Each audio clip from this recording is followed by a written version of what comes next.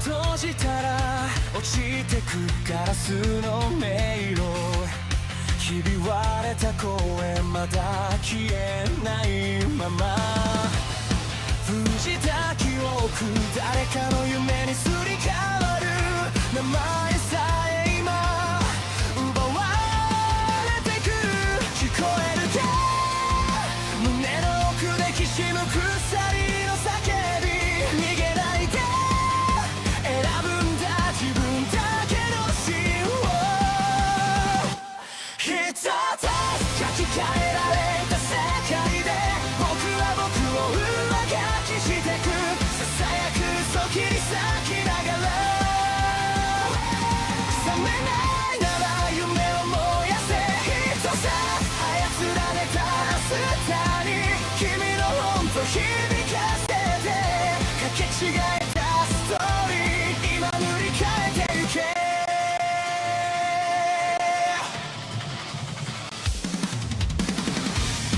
黒いタイピン運命に鼓動が刺さる笑うシステム感情を狂らう震えた指でログアウト先を探してるでも君の手が確かにここにある忘れるな偽物でも選ぶ痛みはリアル奪えない願いだけが最後のパスワード一つ書き換えられた世界で僕は僕を上書きしてくささやく嘘切り裂きながら覚めないなら夢を燃やせ一つ操られた明日に君の本と響かせてかけ違えたストーリー今塗り替えていけ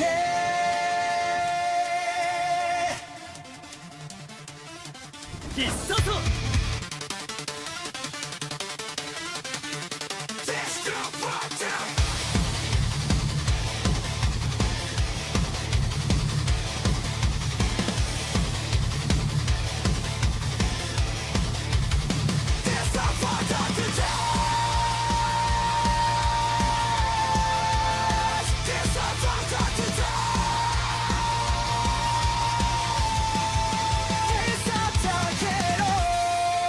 君の声で暗いスクリプトを壊して一つ書き換えられた世界で僕は僕を更新してく挟むく影抱きしめながら傷ついても夢を離すな操られた未来君と一緒に飛び越えて交差してくストーリー今始まりに帰ろう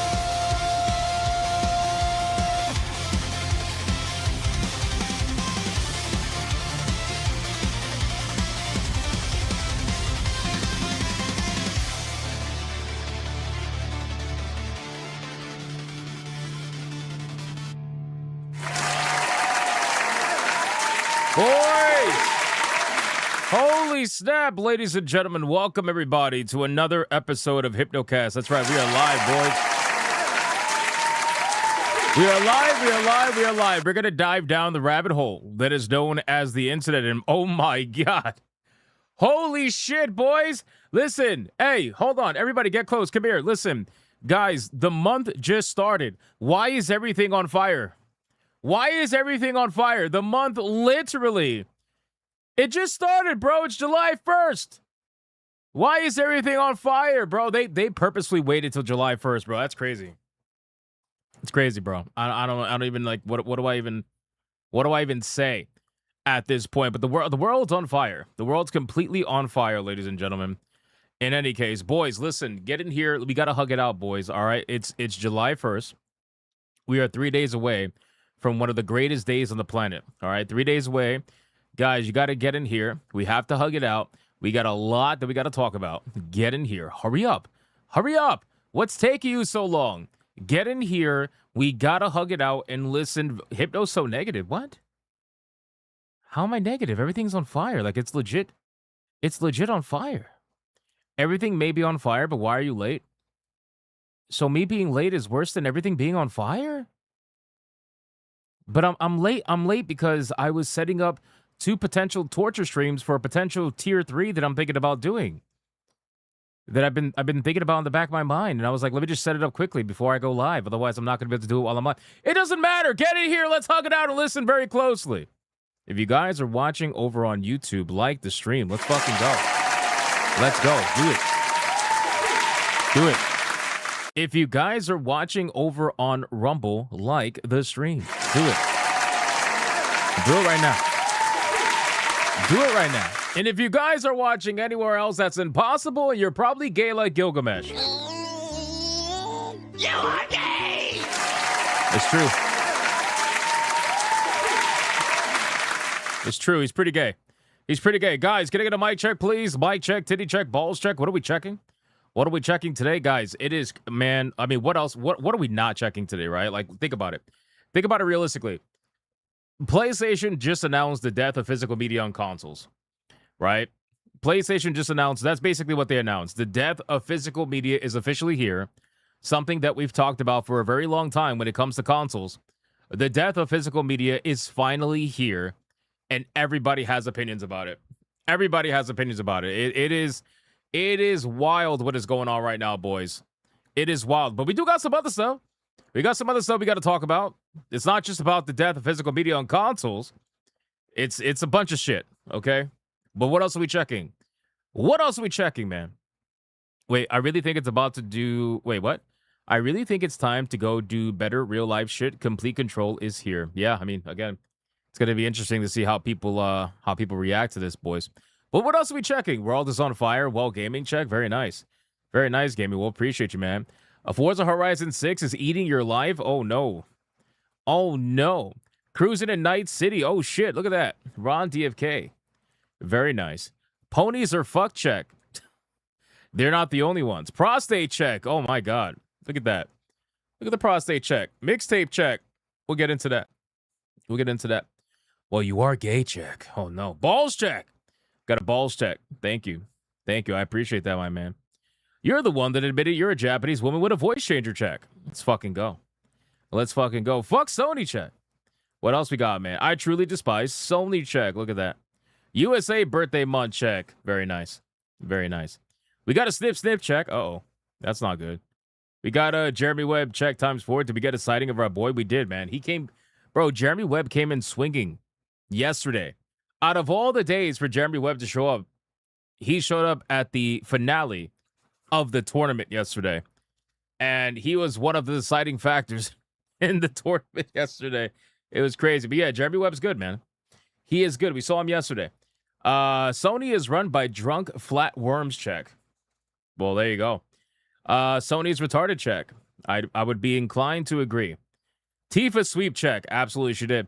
All right, guys, listen. ESG scores are at their maximum. We are indeed fully funded. Let's like the stream. Do it right now. Quick shout out to Real Life Fake Dizzy with the raid. Shout out to Real Life Fake Wizard. I appreciate the raid, my man. Thank you so much. Absolute fucking legend.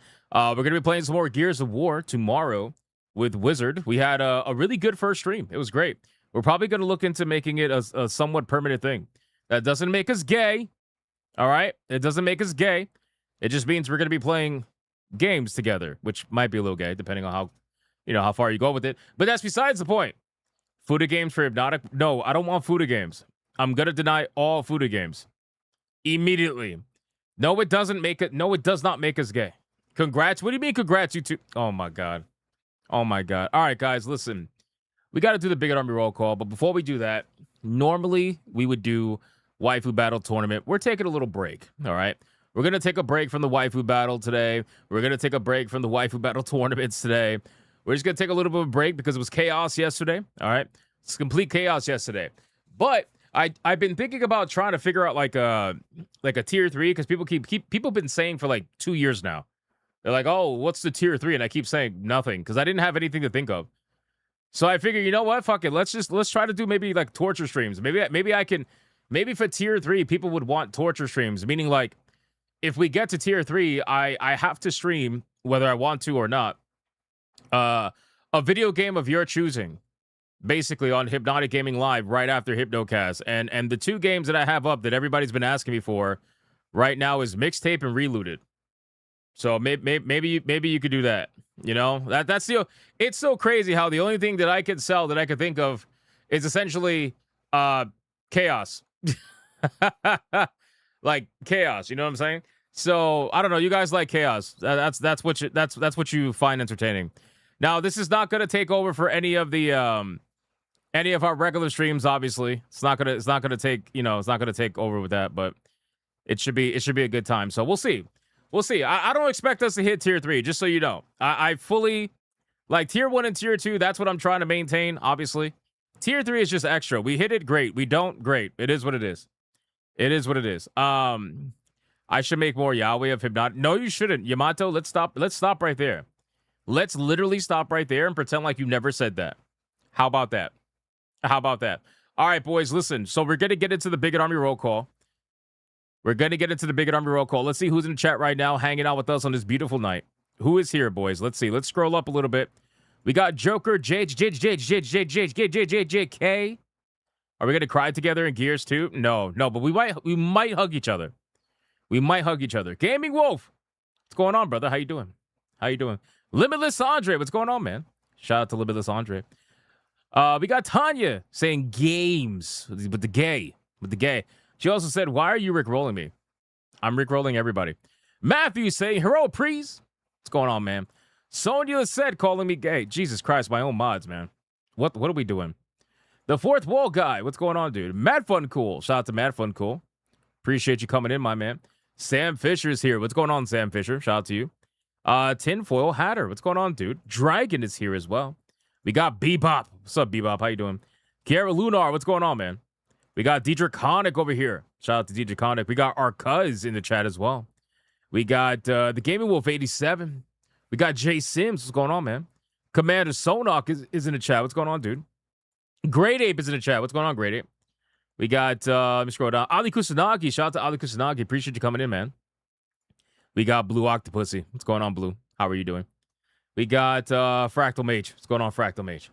We got Too Cool Curry. Shout out to Too Cool Curry. How you doing, man? We got Mughal. We got Kales. Am I saying that right? I don't know. We got Peaches and Creed. What's going on, Peaches? How you doing? We got Hans 9311. What's going on, Hans? Nick Havoc. Shout out to Nick Havoc. 206 Zelda. What's going on, man? We got Old Man Cad. I'm not doing a chair stream. No. Negative. Negatory. We got, let me scroll down. Gilgamesh in the chat. What's going on, dude? Dan Sheehan says, what is mixtape? Oh, man, bless his soul. Bless his fucking innocent soul. I wish I could switch places with you. Sincerely. I wish I didn't know about what mixtape was. I was happier back then. I was much happier back then. We got Forgotten Vet in the chat. What's going on, man? Shout out to Forgotten Vet. We got Limitless Andre. We got Akuma. What's going on, Akuma? How you doing, brother? We got, let me scroll down. Signo in the chat. What's going on, dude? We got Vice Admiral Deku of Mars. What's going on, man? We got Debo saying sup. What's going on, man? We got executive producer from DC. What's going on? A Kickin' Danitz. Shout out to Kickin' Danitz. We got Ultra DC in the chat as well. What's going on, dude? We got Gunnar Damas. All right, 4 more people. Then we got to get on with the show, man. Let's go. Let's go over to Rumble. Rumble, what do we got, man? Rumble, what are you doing? We got Griffin of Might over there on Rumble. Shout out. We got T-Jab Steve over there on Rumble. We got Diedrich Conic on Rumble. Genetic Spore over on Rumble. Crash Collins, who apparently is still banned over there on Rumble. That's crazy. Viovis 101 is over there on Rumble. Shout out to Viovis, man. How you doing? We got Fluffy Murder Machine. What's going on, Fluffy? We got Raza over there on Rumble. Shout out to Raza. We got Kurakami over on Rumble. What's going on, dude? We got, let me scroll down. Let me get some names over on Rumble. We got Time-Bound Howler over there on Rumble as well. And last but not least, we got Sargon over there on Rumble. And we got Mookie fucking Dookie over there on Rumble as well. All right, boys, listen, I called out as many people as I possibly could. Normally, I would sacrifice a fellow Bigot Army member, but listen, it's the first day of the month, all right? I need a little bit of relaxation here. So we're not going to sacrifice any Bigot Army members today. Your faces will remain clean. All right, just for today. We'll sacrifice someone tomorrow. We're just going to take it easy today. We're going to take it easy. All right, let's relax a little bit. Fractal Mage says no. Give it to me. Timebound Howler says no. You're going to be fine. You're going to be fine. Just give it to Sony. I don't want to waste it on Sony. I'm not going to lie to you. I'm not going to lie to you. So we're just going to skip that. And we're going to get right into the membership train and then the pre-stream Legends, boys. I'll turn on the TTS. The TTS is paused right now because you guys like to interrupt the intro, you psycho bastards. So TTS is paused. Let's get the membership train going. It's the first day of the month, boys. It's hump day. All right? If you're not getting your cheeks clapped, what are you doing? What are you doing? Look at Akuma, bro. Akuma's already starting. Holy shit. Ladies 5 and memberships gentlemen, from Akuma. Look at this guy. all aboard. Look at this guy. The membership Akuma. train. 5 memberships. Chat lights up, first spark, first flame, name after name. Kicking rushing Dennis down threw a the membership frame. in there. Look at that man. Midnight code, I appreciate you. Thank you, sir. every little bad's Get on the like a train, folks. battle cry. I see the counter climbing. Tick, tick, tick. Every ping's a promise we keep. From the lurkers hiding in the shadows to the Fluffy ones Murder that Machine with a membership on Rumble. Thank you, the sir. membership train. Let it roll through the night unchained. Every gifted heart, every flashing Tanya name. Raven dropping a membership over on Rumble. Thank you, Tanya. Oh, on YouTube. Sorry, not Rumble. Ali Kusanagi dropped 5 memberships on YouTube. Holy shit. Nick Havoc with 5 memberships on YouTube. Jesus. Archangelus with a membership on YouTube. Sonia with a membership on YouTube. Raza with a membership on Rumble. Sonia with another membership. Jesus Christ. Oh my God. Arcuz with 10 memberships. Akuma with 5 memberships. Holy shit. Holy shit. All right, that was pretty insane. Viovis dropped a membership over on Rumble. That was pretty fucking crazy. That was actually pretty fucking crazy. Oh my God.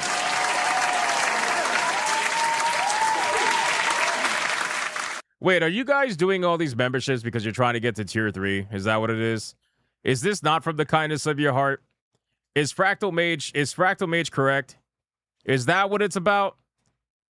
Am I falling for the for the lies here? Maybe? Oh man. Wow, here I thought people were just showing some love and support. I was wondering why the membership train was so crazy today. I see your game. I see your game, man. You know your community. What do you think? I think it's absolutely not genuine. All right, boys. Resuming TTS. Let's fucking go, man. Let's go to Super Chats. Let's go to Super Chats real quick, and then we'll do memberships. It's hump day, everyone. Oh, narrator's here. PlayStation fuckery happening. Narrator's here. GTA 630 FPS. What? Yep. Scampus and Chewy appearance. When? Nope. Will Hypno play mixtape or Reluted? Hopefully not. Find out on Hypnocast tonight. The narrator has spoken. D-Draconic, thank you for the 4th 10. of July equals the real Emancipation Day. Oh, shit. Like the stream, boys. Oh, shit. Peaches and Cream with the 5. Thank you. Hashtag Reluted. It has more gameplay than mixtape. Wait, why are we doing hashtags? This is not a Second waifu battle. date. Yes, it's gay. Thank you for the 2. It is not gay. It's not gay. At Chaos Dragon Thank you for the 2. 771 celebrates 18 months of membership. Oh my God. Definitely loves future games. He Oh my God. plays them with Oh my Campus God. and Chewy. This is why I paused it. This is why I paused it. Because this is all it would be in the At beginning. Akuma 2097 celebrates thank you for 17 18 months, brother. of membership. Howdy Hypno, bigots and fellow gooners. Yo, Akuma. 17 well, months. Hypno, Thank you, it was brother. a long run, no more physical copies. It is time the people who love physical copies to commit seppuku. Yeah, they should have did that a long time ago. Darius Soto, thank you for the 5. You're absolutely correct. It's gonna be a wild time.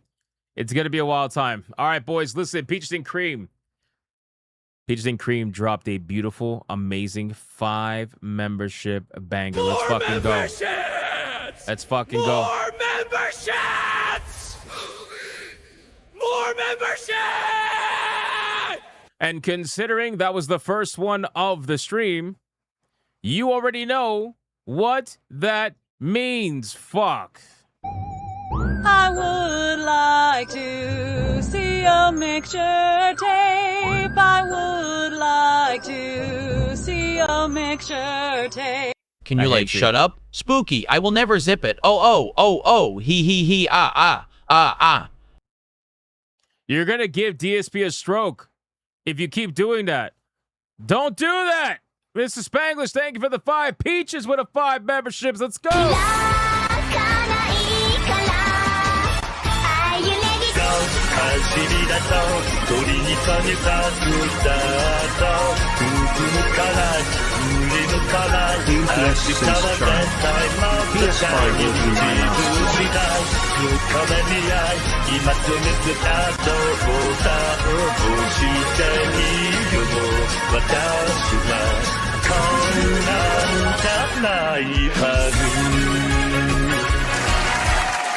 Shout out, Peaches. Thank you so much for the 5 memberships. I appreciate that very, very much. And then we had Akuma dropping a legendary 5 memberships. Let's go, Akuma. More memberships! More memberships! Shout out to Akuma dropping those 5 memberships. I appreciate that, my man. A Kickin' Danitz dropped a membership. Thank you, sir. And then Tanya Raven dropped a membership as well. I appreciate that. And then Ali Kusanagi dropped the 5 memberships. More memberships! More memberships! More memberships! Shout out to Ali Kusanagi, brother. Thank you. Thank you for the 5 memberships, my man. I appreciate that. And then we got Nick Havoc. Nick Havoc followed it up with another 5 memberships. Let's go. More memberships! More memberships! He really does say more memberships, by the way. More memberships! You know, I wasn't a believer at first. But I am a firm believer that he absolutely is saying more memberships. Like I'm a firm believer of that. Now more than ever. Archangelus dropped a membership as well. Thank you, Archangelus. I appreciate that. Sonia joined in and dropped a membership as well. Thank you, Sonia. I appreciate that. And then we got Akuma dropping another 5 memberships. Jesus. More memberships! More memberships! Crazy. More memberships! Shout out to Akuma dropping those 5 memberships, man. I appreciate that, brother.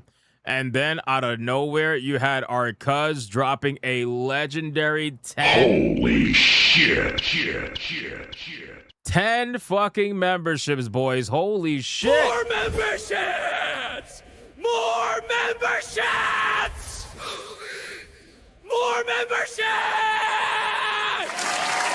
Shout out to our cuz. A 10 membership mega banger, bro. Thank you so much. I appreciate that. Mrs. Spanglish, thank you for the 5, even though you're singing and annoying Sonia. I appreciate it. And then Mervoth with that too. Yeah, I think this is going to be real interesting. I can't wait to talk about it. We're going to get into it, man. Mervoth, thank you for that too, brother. I appreciate that. Let me go over to Rumble really quick. Thank you guys for the memberships over on Rumble. You guys are legendary. We got, let me see. We got Fluffy Murder Machine dropping a membership over there on Rumble. Thank you, sir. We got Raza dropping a membership as well. Thank you very much. And then we got Viovis dropping a membership also on Rumble. And then Deadeye's Lock with $1 says, if buying isn't owning, then pirating isn't stealing. Sony just screwed over PS6 thanks to them and Rockstar. Too bad they can't compete with Steam getting more players. We'll talk about it. Oh, fuck. Oh, my membership. Oh, my membership. You're lucky you got big titties. You're lucky, Shizuka. You're lucky. The pirate era is coming? It's already here, bro. What the meaning of it's this? Been here. You dating this fake wizard? Oh this my a shame god. To our family. Oh my you need god. To come back to work the rice farm. Bro, I am not dating wizard. I'm not dating because we're gaming together. Now we're dating. That's gay, bro. We're not doing it. Stop it. Wukong, you of all people, listen. I see what you be doing in the jungle, Wukong. All right, I'm expected on a panel in a bit, but holy hell. I just bought a PS3. To play the good Sony games. Oh, shit. I hate this company so much. My PS5 collection. WTF. Bro, Dash Attack. Kermit Thank you for the pucker 10. up, Hypno Yo. Butty Warrior, see you. Oh, my God. Stop it. Stop it. Stop it, Kermit. You just felt it yourself. You felt it yourself, Little Jim's Halo. Thank you for the 2. Dash Attack. Yeah, it's crazy, bro. It's absolutely insane. We'll talk about it. But, I mean, listen, it's one of those things where it's like, it was obvious that it was coming. Like, how long have we been talking about this? How long have we been saying this is going to happen? Like, what, over a year now? Maybe even longer than that? Like, I feel like this is a long time coming. But anyway, we're finally here. We're finally here. And we got a lot to talk about, man. All right. PS2, PS3, and PS4 were peak, says Ultra DC. Yeah, they were pretty peak, man. They were pretty peak. Can't argue with that. Boys, we're caught up everywhere. Thank you for the insane pre-stream legends. I appreciate it. Probably getting pretty close to tier 1, maybe tier 2. I'm really not too sure. But, hey, it's on the line, boys. Again, I'm willing to do it. If not, I will gladly play some more Halo Master Chief Second Collection date. tonight. Yes, it's gay. It is not gay, bro. It is not a date, first off, and it's not gay. All right? It's not gay because it's not a date. Like, I don't know how... Like, Wizard, help me here. I can't wait for mixtape Hypno. It's not gonna happen. To watch It's not gonna happen. To have fun isn't It's not going to happen. that I'm right? telling you. Because I mean, it's going to be Nope. a fun day and it's Monday. Oh. Nope. It's not going to happen, Adair. It's not going to happen, sir. Thank you, my man. I appreciate that. Embrace my inner wizard. Hey, what do you mean by that? What do you mean by that? Embrace my inner wizard. Like, relax. What are you trying to say? What are you trying to say? That's crazy, bro. Yeah, I'm going to play. No, I'm not. I'm literally not. This is the lowest goal I've ever set for any of these games, and I guarantee you, we're still not gonna fucking hit it. What the hell are y'all talking about? Bro, I don't know, man. Can you say something? Can you talk to these people? Can you tell them that this is like this is just games? Like, I don't know what's going on here. All right, boys. Are we ready? In all seriousness, man. Thank you guys so much.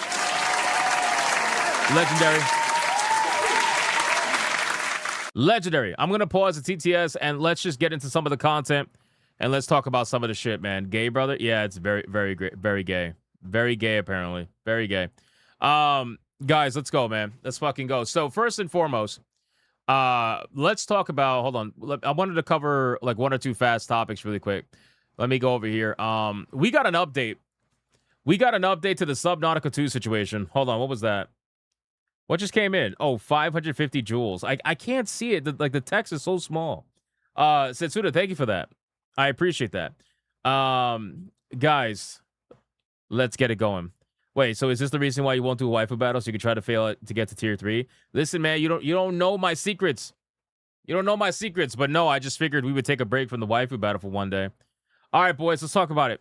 So, we have an update on the Subnautica 2 situation that we were following not that long ago.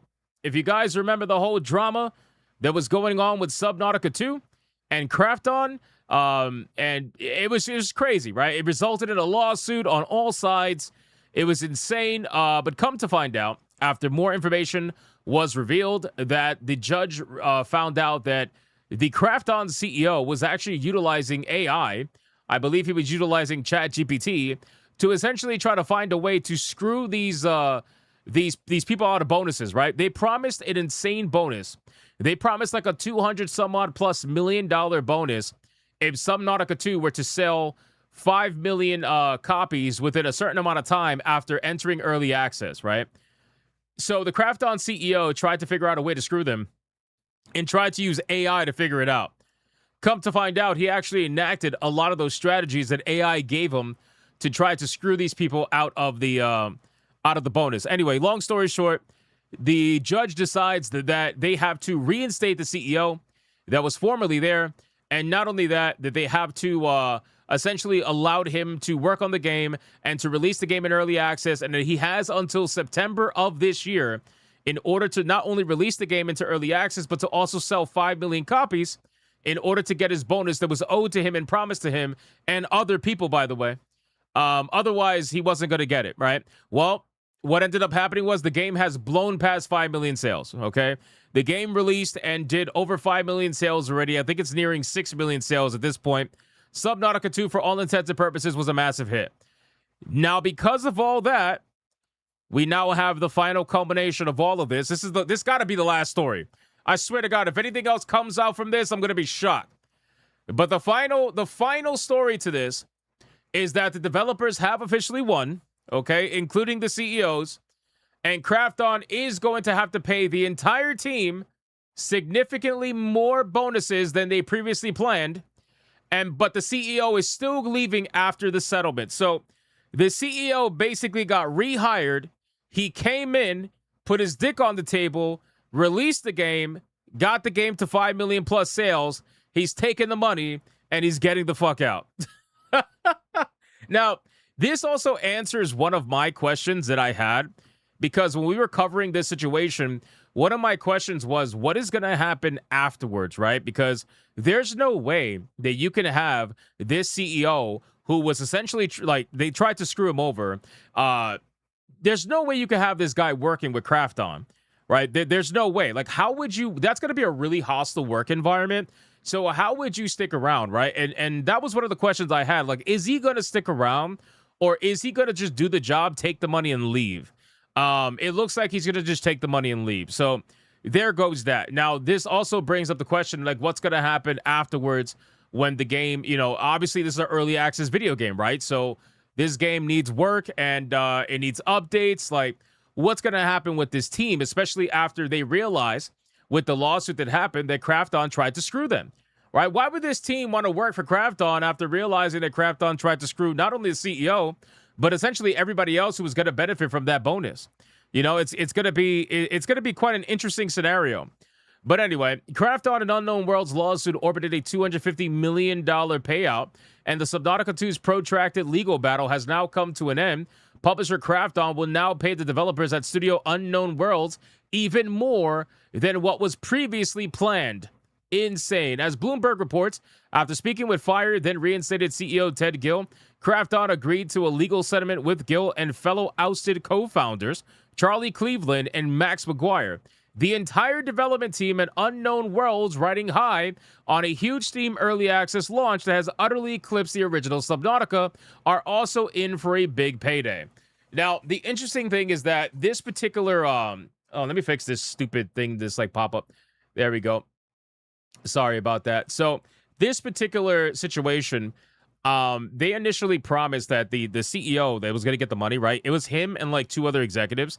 They were going to get the money. They initially promised they were going to share that money with the team, but there was really nothing in writing that said that was going to happen. I wonder if there is now officially something in writing that says it's going to happen, or are we just going based off promises? I really don't know. I would hope that he does the right thing and shares the money with the team, because that's a massive payout. Think about it. If you are developers over at Subnautica 2, you're probably not making anywhere near the kind of money that you're going to get for a bonus of $250 million, right? Take $250 million divided by all the people that are there, which is not many people. I think it's 100 some odd people. It's going to be pretty good money for them, not including the CEO. So, again, pretty interesting.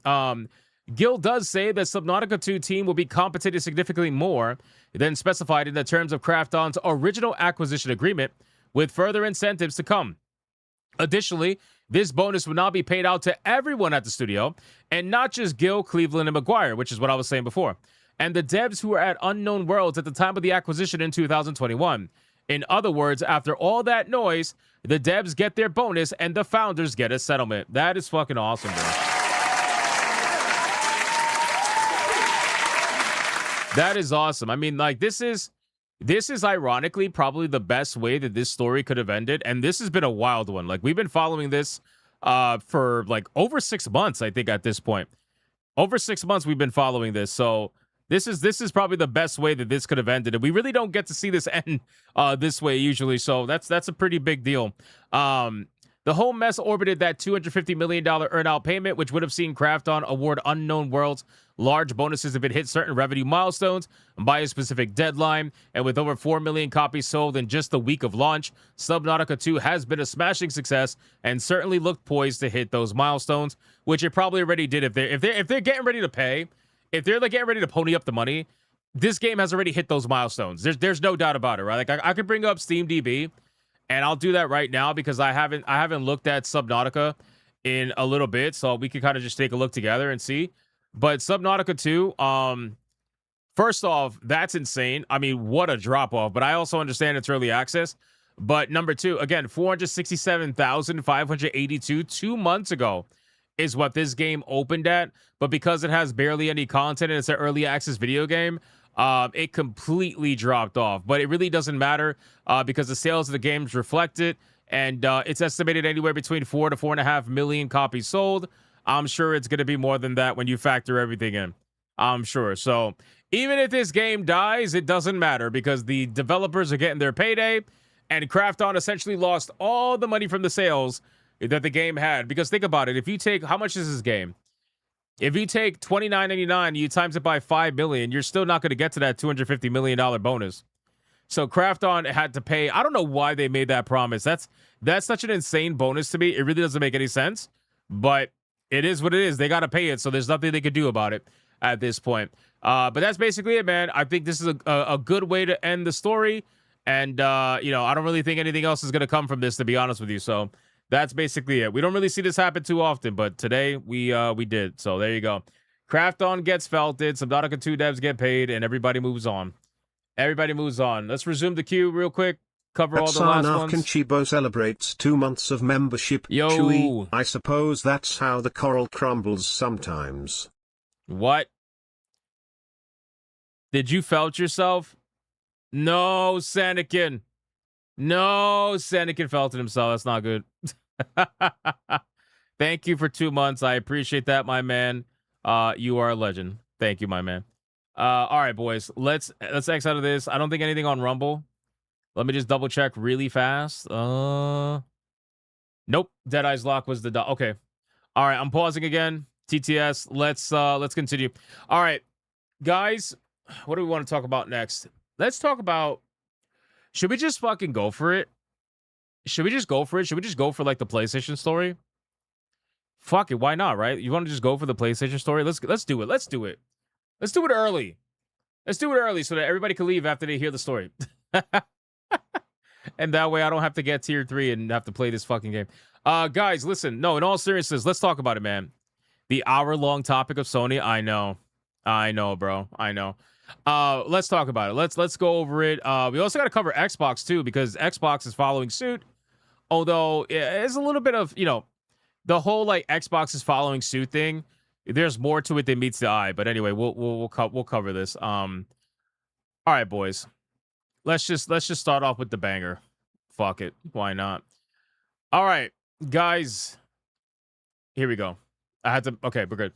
Guys, we need to talk about PlayStation. Ladies and gentlemen, it's here. It's something that we've talked about many times. It's something that we've talked about for a long time. And now we are finally here where the beginning of the end of physical media is upon us when it comes to consoles. Now, everybody knows that, with the PC platform, physical media died a long time ago. A long time ago. And it's still something that is unfortunate because I was buying physical media on PCs all the way up until it essentially stopped. I still remember having the Matrix Online actual box for that MMORPG. I remember collecting the collector's editions for World of Warcraft expansion packs. Like, I remember all that stuff. And, it sucks that it went away. But realistically, I mean, what the fuck are you going to do at this point? Now, with Sony and with Xbox, which is what we're going to talk about today, it's a little bit more important because the physical collection aspect has always been part of the identity of being a console gamer, if you want to call it that. A lot of people go to consoles because they like the idea of just growing a collection and stuff. And you really don't get that opportunity anymore on PC, unfortunately. But consoles still kind of had that for the most part. That's not the case anymore. Like, this is official. So let's read this And we're going to cover multiple parts of this. We're going to cover the removal of the discs and the physical media and stuff like that. And we're also going to cover other aspects of this as well with Xbox. So they made the announcement today on July 1st, okay? And they said flat out that they are ending the physical disc production on January of 2028 for the new games releasing on PlayStation consoles. Now, I'm going to make a little prediction. All right, I'm going to make a little prediction.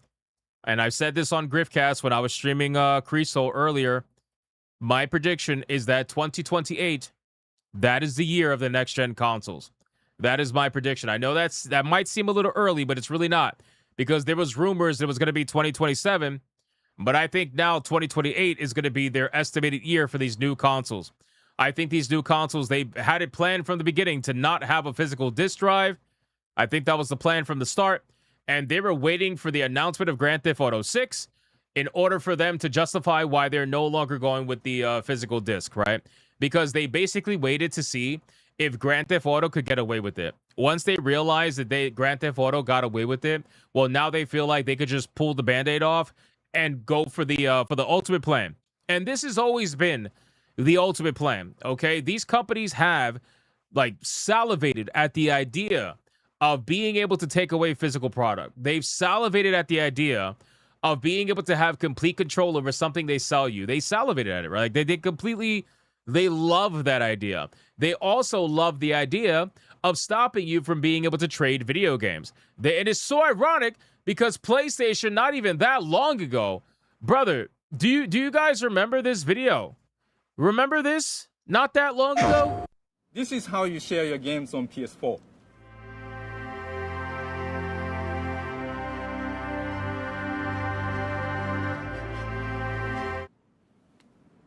Thanks. PlayStation. The irony, bro. The irony of this aged like fucking, bro, rotten eggs. The irony of this. They did this during the PS4 era because obviously there was that whole drama with I believe it was like Xbox or Nintendo or whoever. But bro, this yeah, exactly. This aged like milk, okay? It aged like milk. It aged so bad that I now have to give IGN a W. Like, why am I living in a world where I have to give IGN a W? Look at this. This is how you share your games on PS6. You don't. Thanks. PlayStation. Bro, why am I... Oh, my God. Why am I giving IGN a W? That was actually funny. I hate you, Sony. I hate you so much for making me say that this was funny. I hate you. I hate you. Anyway, so the point is, this aged like fucking milk, boys, right? And people are not happy about this. But at the end of the day, this is just what the goal was. This is why they want to push you to cloud gaming. This is why Xbox always focused on cloud gaming. This is why they want to force you into these closed off ecosystems, right? They want to force you into these ecosystems so that way they can fuck you over. How do I know that? Well, let's just take a look, okay? Dustin Furman over on X says, yeah, this totally sucks. They will eventually try to blame this decision on the handheld, but the reality is they want you spending more money on games with less consumer choice. Don't take my word for it. Look at the price of the physical versus digital on PSN for older titles. Guys, this is going to completely murder competition, okay? That's number one. It's going to completely destroy competition. You are not going to have competing prices on these particular video games anymore because all of it's going to be controlled by PlayStation. All of it's going to be controlled by PlayStation, right? They're already screwing you over by doing the dynamic pricing or the variable pricing, whatever they want to call it, where you essentially, how do I put it? Like, you essentially, the more that you are tied to PlayStation, the higher the price you pay, where they actually charge you more. The more money you spend, the more they charge you. That's what I'm trying to say. Because a lot of people with accounts that have been on PlayStation for a while, when they log in, they're actually paying more money than people that spend less on the platform. Because they already know they got you. They feel like they got you, so they're going to charge you like $5 to $10 more with dynamic pricing. All of this has been set up from the get-go. This is the end game, okay? This is the end game. All of this has been set up from the get-go to get to this point. Everything they've ever done was to get to this particular point. And what this is going to do is this is going to fuck over people that want to get better deals on video games.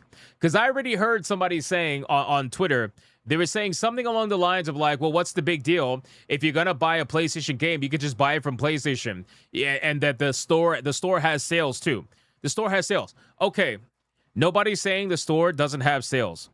Everybody knows the PlayStation Store does have sales every now and then. Okay, that's obvious. The thing is, if the game is not on sale right now, this is removing the ability for me to go to other retailers and getting it for cheaper. This is removing that ability, the physical media for the consoles we're still holding on to. The ability to go to Amazon and say, yeah, I could pay $39 right now instead of waiting for PlayStation to drop it to hopefully $39 at some point in time. You know, some point in time. Like, I got to wait for them to drop it. Now I got to wait hand over fist for them to drop it when I could just go and buy it somewhere else for cheaper. You know, and then people will say, well, what about Steam? Steam does the same exact thing. Yeah, but you're not running sales like Steam is every day. I'm sorry. You're not running sales like Steam is every day. Sony and Xbox are not even close. So that's the problem. The ability to be able to buy and be able to shop around and get a cheaper price at the time that you want to, that's gone. The biggest thing that they want to do from this is kill the secondary market. Guys, I don't know how long I've been saying this. These people have been dying, literally dying, to destroy the secondary market.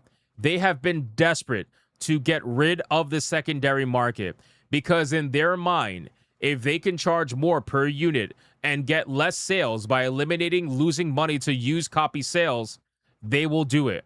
They absolutely will do it. And we're going to talk about PC in a second because I already see a bunch of people, not only in the chat, but also all over social media. They're saying, well, now there really is no difference between PC and consoles.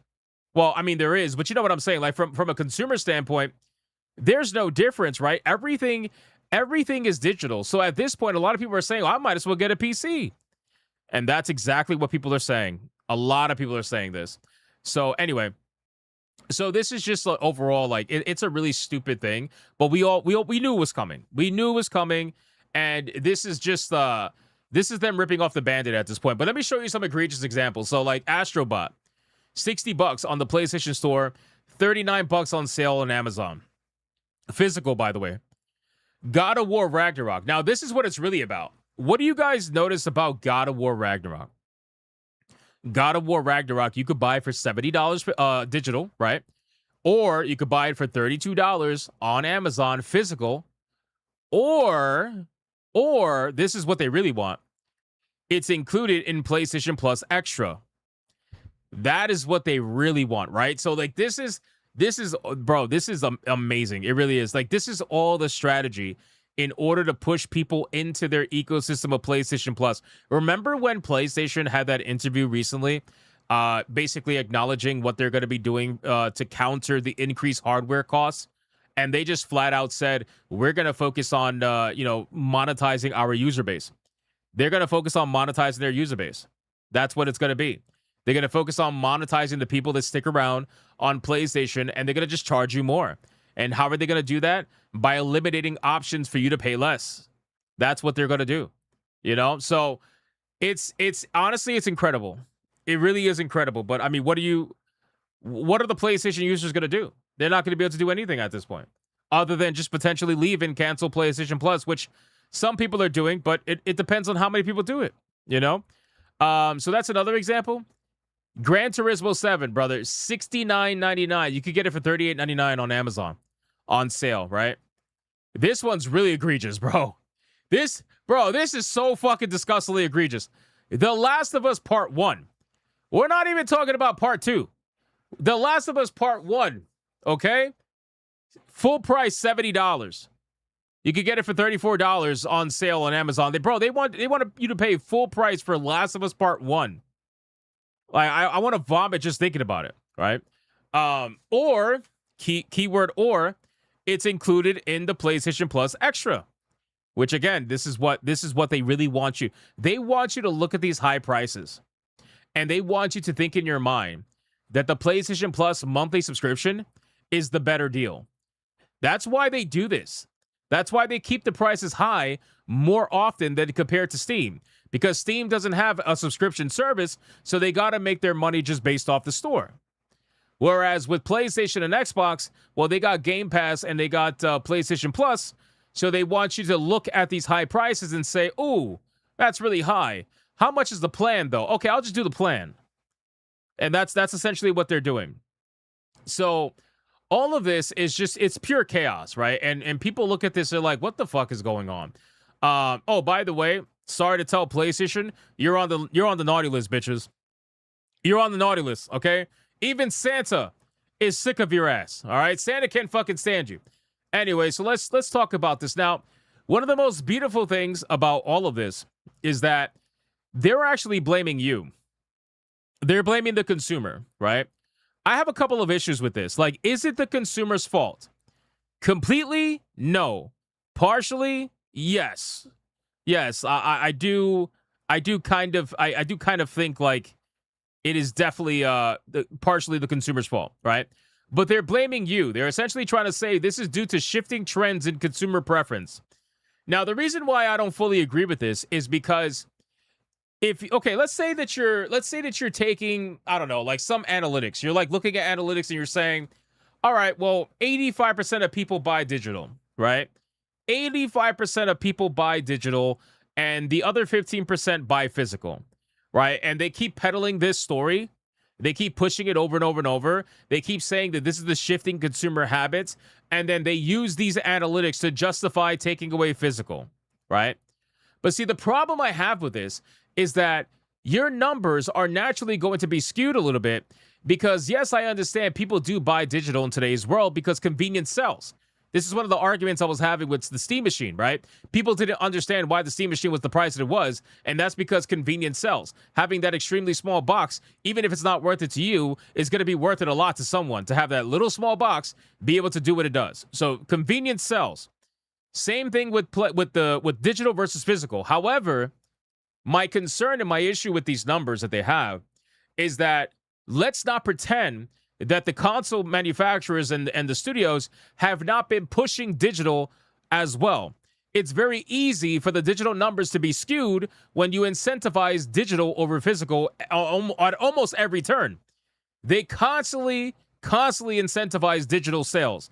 They constantly incentivize digital purchases, right? They're the ones that pushed the digital. So naturally, if they push digital and they slowly but surely kind of, take away the physical aspect, naturally consumers are going to be like, well, I'm just going to go for the more convenient option, which they're the ones who made it the convenient option. That's the convenient option that they pushed.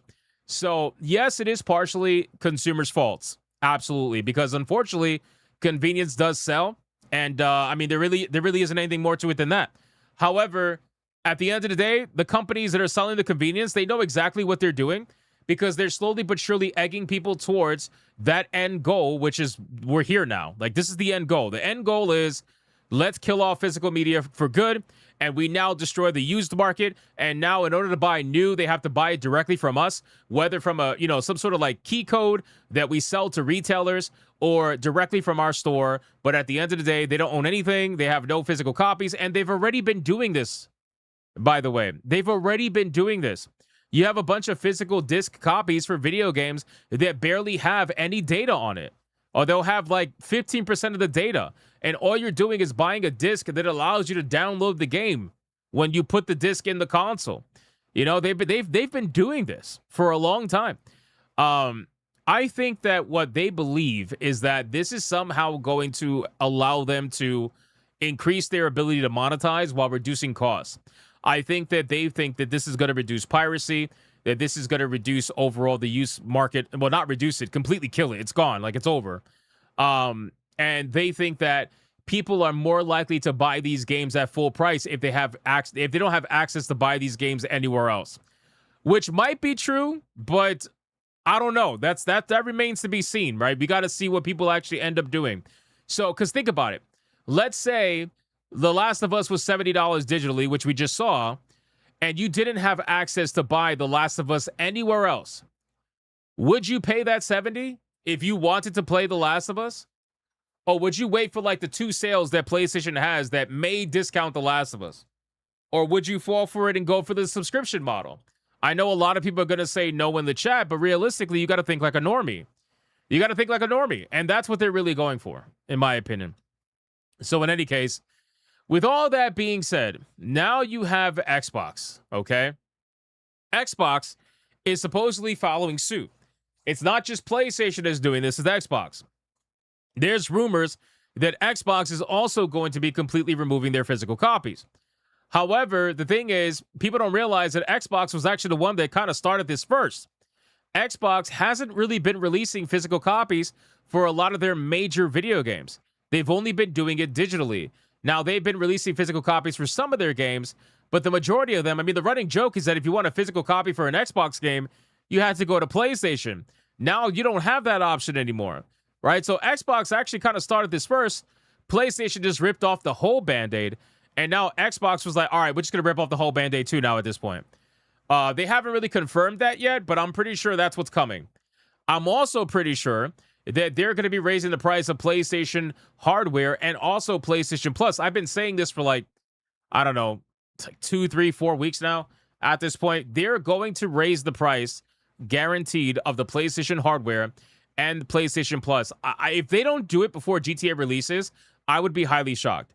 I really would. I'm sorry.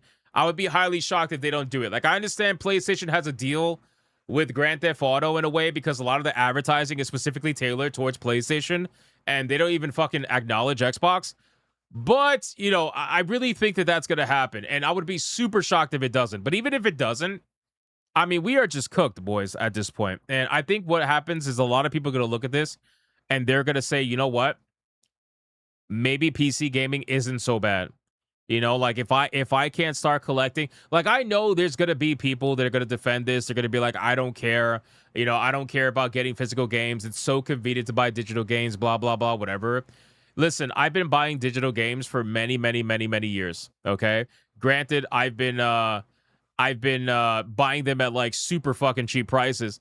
However, you know, for me personally, like I've been buying digital video games for a very long time. It doesn't mean that I then have the right to tell somebody who collects physically that they can't collect physically. Like I can't, like I think that's pretty messed up to go to someone and be like, yeah, well, we're gonna take away your physical option because we just like the idea of digital better. You know, like we already know that. Yamato says, did you ever lose your Steam games? I've never lost a single Steam game.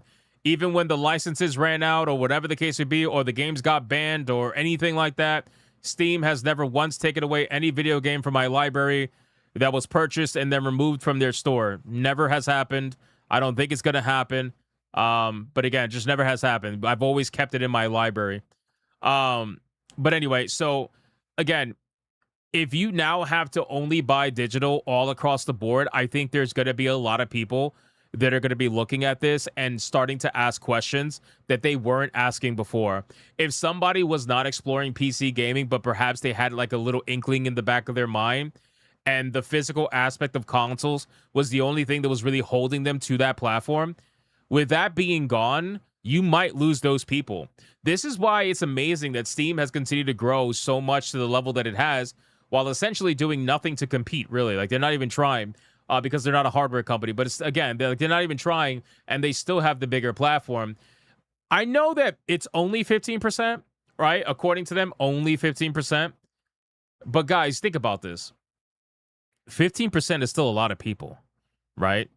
Like, can we not sit here and bullshit and pretend like 15% of hundreds of billions of people is not a lot of people? That's still a lot of people. So if 15% of people were buying physically, that's a lot of people. That's a lot of physical sales. That's a lot of sales in general. And that's a lot of revenue. So PlayStation, I'll tell you this, PlayStation cares so much. You know what? It's not just them. It's not just them. PlayStation, Xbox, and even Nintendo, they care so much about taking away the ability from you to be able to physically own something that they're willing to give up potentially 15% of their revenue, or they're willing to piss off 15% of their player base just because it's that important for them to maintain control over the video games that they supposedly, you know, sell you, in quotations, sell you, right? That's like the key word is sell, because it's not really sell, but you know what I'm saying. That's how important it is to them. That's how much this means to them. That's how important it is to kill the secondary market to them. That's how important it is to remove used copies of video games to them. This is how important it is. Almost 20% they're willing to piss off their customer base. That's a lot of people. That's a lot of money. That's not a drop in the bucket. If you go to a company and you say, hey, we're going to potentially sacrifice 15% of your overall client base, are you down with that? There is not a single company that's going to look at you and say, yeah, unless there is something beneficial to them to sacrifice that 15 to 20%. There has to be something beneficial, right?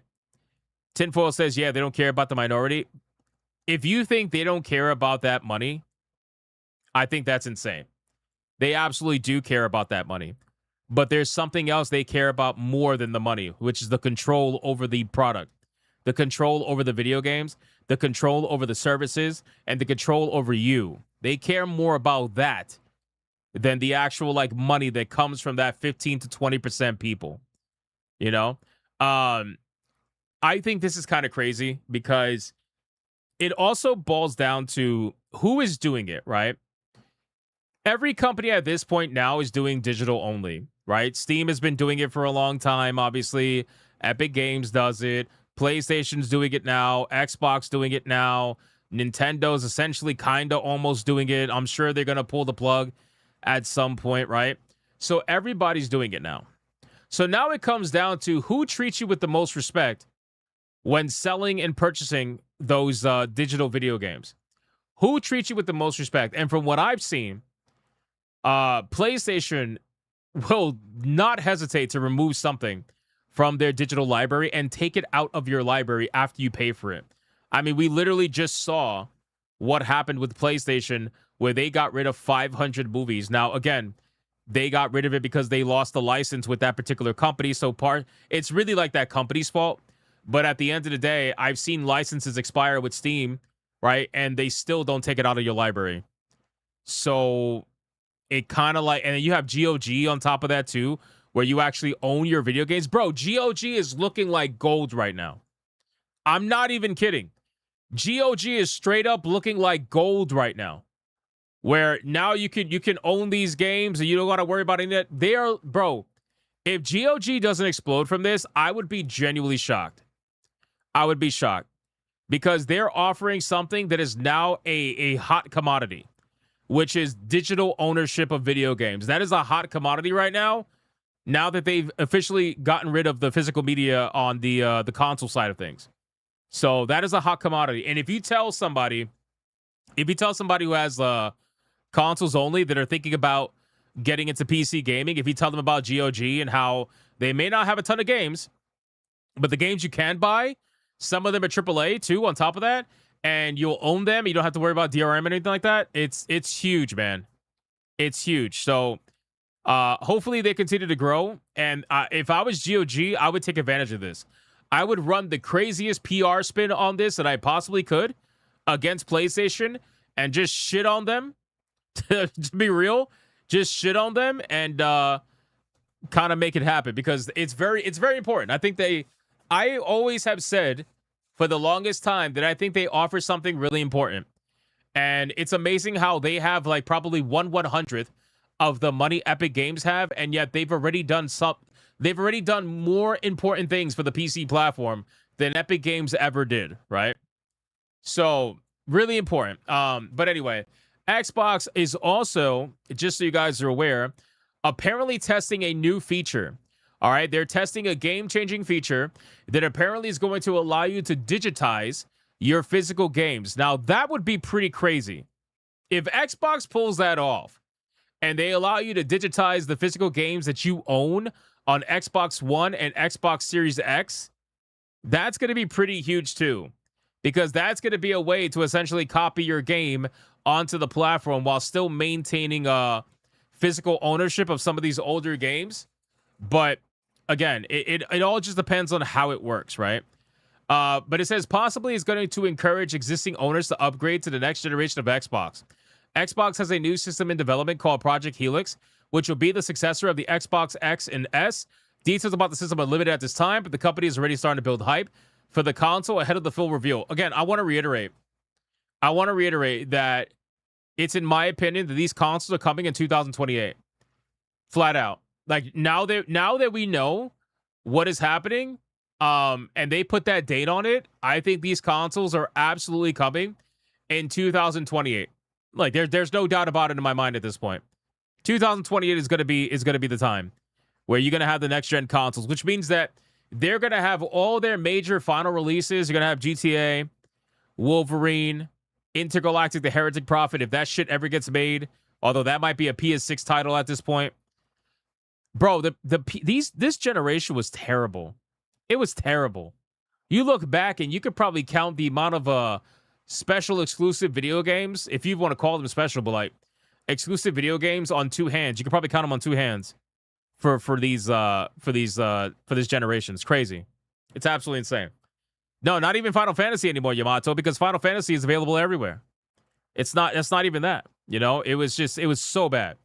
I think they're gonna skip this and they're gonna go, bro. PS6 and Helix are going to be a testament to the absolute greed and the disgusting corporate nature of some of these companies and how they handle trying to take away all that power from you guys. It really, I think that there is nothing that's, there's nothing that's impossible at this point. I think it's all possible at this point. I think it might even shock you how far these companies are going to go the moment the physical production actually ends and they go for the PS6 and whatnot. I think that what they're going to do is going to be so egregious.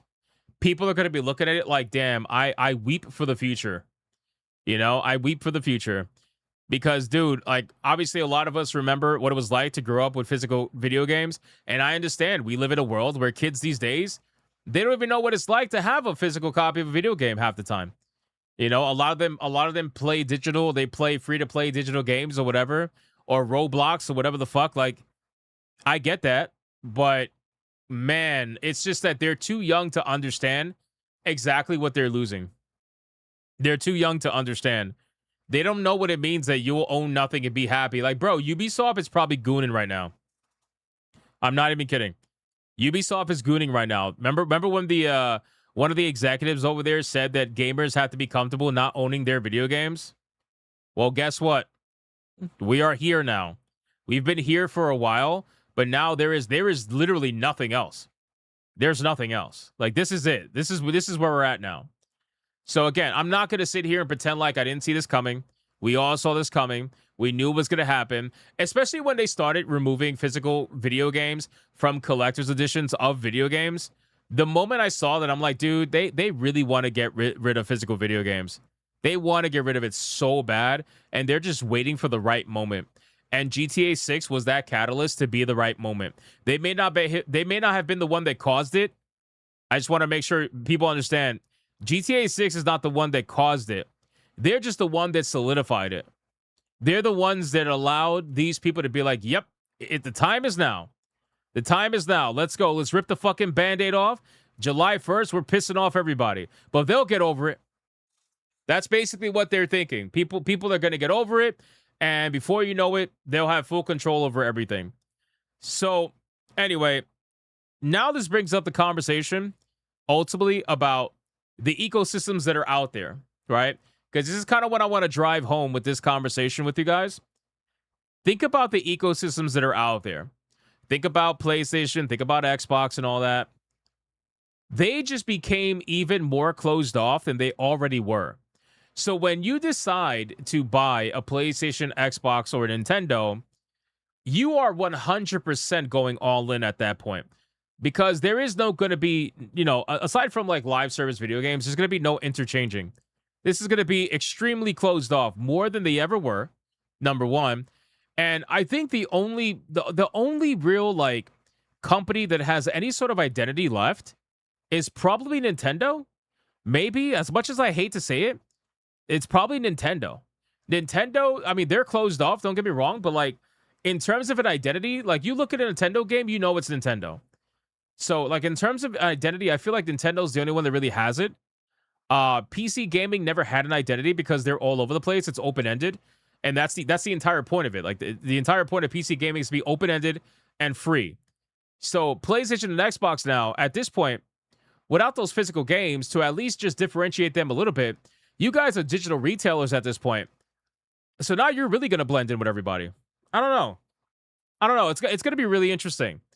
Oh, and also, this brings up a funny part about all this is that retro gaming was already expensive.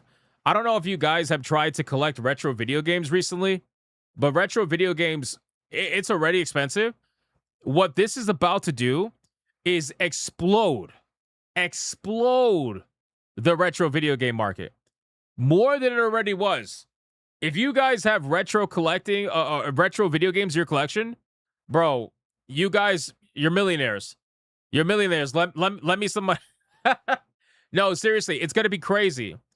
It's gonna be crazy. It's gonna be disgusting. It was already disgusting. Some retro video game collections were already disgusting. Now it's gonna be bonkers. Especially probably PlayStation. PlayStation's gonna go up in value, most likely. Xbox never really had that kind of value, with the exception of like maybe some 360 games or something. But like Nintendo, PlayStation, that is gonna blow up, dude. So I don't know, man. Again, I understand why people are pissed. I totally get that. But at the end of the day, this has been their plan. So if people are going to do anything about it, now's the time. Otherwise, that's it. It is what it is. This is it. This is historic. I hope people understand that. Like, I'm not being like, facetious or anything like that. This is genuinely historic. I still remember when the physical media died on PCs. I remember when I started to realize that computers on average were not coming with DVD drives anymore. I remember that. I remember what that was like. I remember going to the store, looking at computers and realizing that half of them didn't have drives anymore. And then realizing it was because, well, it just wasn't needed. It just wasn't needed. So we are seeing history repeat itself, but we are seeing it repeat itself on a grand scale. And this has been a long time coming. So this is pretty historic. I really do mean that. This is like, we're gonna think back to this day. We're gonna think back to this day and be like, dude, remember the day that physical gaming died? Today was that day, July 1st, 3 days before July 4th. That's crazy. But this will be the day. Now, obviously, you can still buy DVD drives and use them on your PC, but I'm just telling you, like, on average, most PCs don't have an internal DVD drive. They'll usually have like an external that you could buy or something like that. But like internal DVD drives are, they're usually like a thing of the past, But that's basically it, boys. That's it for PlayStation. We're gonna cover some other topics for right now, but I want to see what you guys have to say really quick on the TTS. Let me resume it and let's get it going here. There was a lot that came in, so let's see what you guys Xbox said. One was a prologue of ending physical media. That is one of the reasons why I think console wars died, and I personally blame Xbox One for it. I mean, that's fair. Didn't they delete PSN That's fair, movies? Odin Dark. Thank you for the 5. When will they begin did. with games? We will own nothing and be happy. They did, actually. Hold on. Today news pushed me to buy the OG PS3. The one to play the first 3 Forgotten. gens. Thank you for the 5. Physical gonna be more pristine in the future, and RIP GameStop. Mervov, thank you for the 5. We'll talk about GameStop in a second, actually. We'll talk about GameStop in a second, because I have some conspiracies as to what I think is going to happen. Real quick, Forgotten Vet, yes, they did delete. They did delete over 500 movies. Now, again, this is because they lost that license that they had with that particular company. But again, Steam has lost licenses before. Never took a video game out of my library. So at this point, digital media now is going to come down to who you trust. And I know it's like, at the end of the day, it's a company, so you shouldn't really trust them. But it's who you could trust the most out of all of them. And whoever that is that works for you, go for it. But that's what it's going to be. So, not surprised. Merval, thank you for the 5. Let's continue. I just have to pause it really quick. Let's go. Let's keep it going. Thanks, Sony. There goes last reason to buy PS6. That's fair. A lot of people are saying that right now. Janarthas, thanks for the 2. A lot of people saying that. I don't know if it's gonna be true. What do you mean I don't own my digital media? I spent money on it, didn't I? Buggy media and ownership mechanics, dude. Ack, clap, snort. What? Did you fuck up the sounds? Oh, the dark, thanks for the 5. PS2 and my Series X has a disk drive. PS2 for no internet and Series X for backward compatibly. Nice. Nice. Panther, thanks for the 5. I The appreciate it. landfill of physicals for Concord sped it up. Bro, Concord's gonna go up in value too, Mervoth. Thanks for the. I used to love PlayStation. They went Hollywood and will alter our purchase at any time for any reason. True. The fanboys say you don't need a piece of plastic. True. Shame. PS4 was it for me. Thank you for the 10, Mr. Melancholy. We actually Well, the we gotta talk PS5 is about going that. to be the last PlayStation I get. I'm so glad I Same. build my PC and I just install the RTX 5072, Same. so I'm Sleepy good. Nova, same. I already said This ages is ago. the point, we that was really gonna do be me. need digital rights. We do it, Dare Soto, and I'm telling At you, it's moving midnight, too Big fast. 5644 Thank you for the 2. celebrates 17 months of membership, so the PS6 will be digital only and cost over $1,000. Yep. No thanks. Basically. You see this on Basically. stores too. Physical game selection is about 1/4 of what it was couple years ago. Yep, it is. Jonathan, thank you for the 5. Own nothing and be happy. Midnight Mike, says thank you the for big 17 owners. months. True. Alucard, thanks for the 2. GOGASP gives more money to the game creators. Oh, no shit. Gilgamesh, that's awesome. Thank you for the 2. And this is the point, people's going to talk about their digital rights. What rights do you have now? People will start asking more questions. We definitely do the new law for digital rights. Dare, I agree. Thank you for the 10. We're going to talk about that. Debo_0110 celebrates 17 Debo! months of membership. Thank God I still have my PS2. I have my PS2 somewhere. I don't know where. I have it, though. It's somewhere. I know where my PS3's at. I know where that's at. But, yeah, I got it somewhere. Debo, thank you for 17 months, brother. I appreciate that. That's a long time, my man. Thank you, sir. Over on Rumble, we got Life Ferret with a 3. Honorable mention to GOG for their statement in response to Sony's decision. Even if a game vanishes from the GOG storefront, it never leaves your library, exactly as digital ownership ought to be. I mean, again, that's amazing because even Steam has DRM, but they won't remove video games from your library. I've almost never seen them do that. So yeah, again, it's never did to me at least. And I've been on the platform for, I'm not at 22 years yet. I think I got 3 more. Yo, wait, hold on. That's crazy. Is it actually July 4th? Hold on.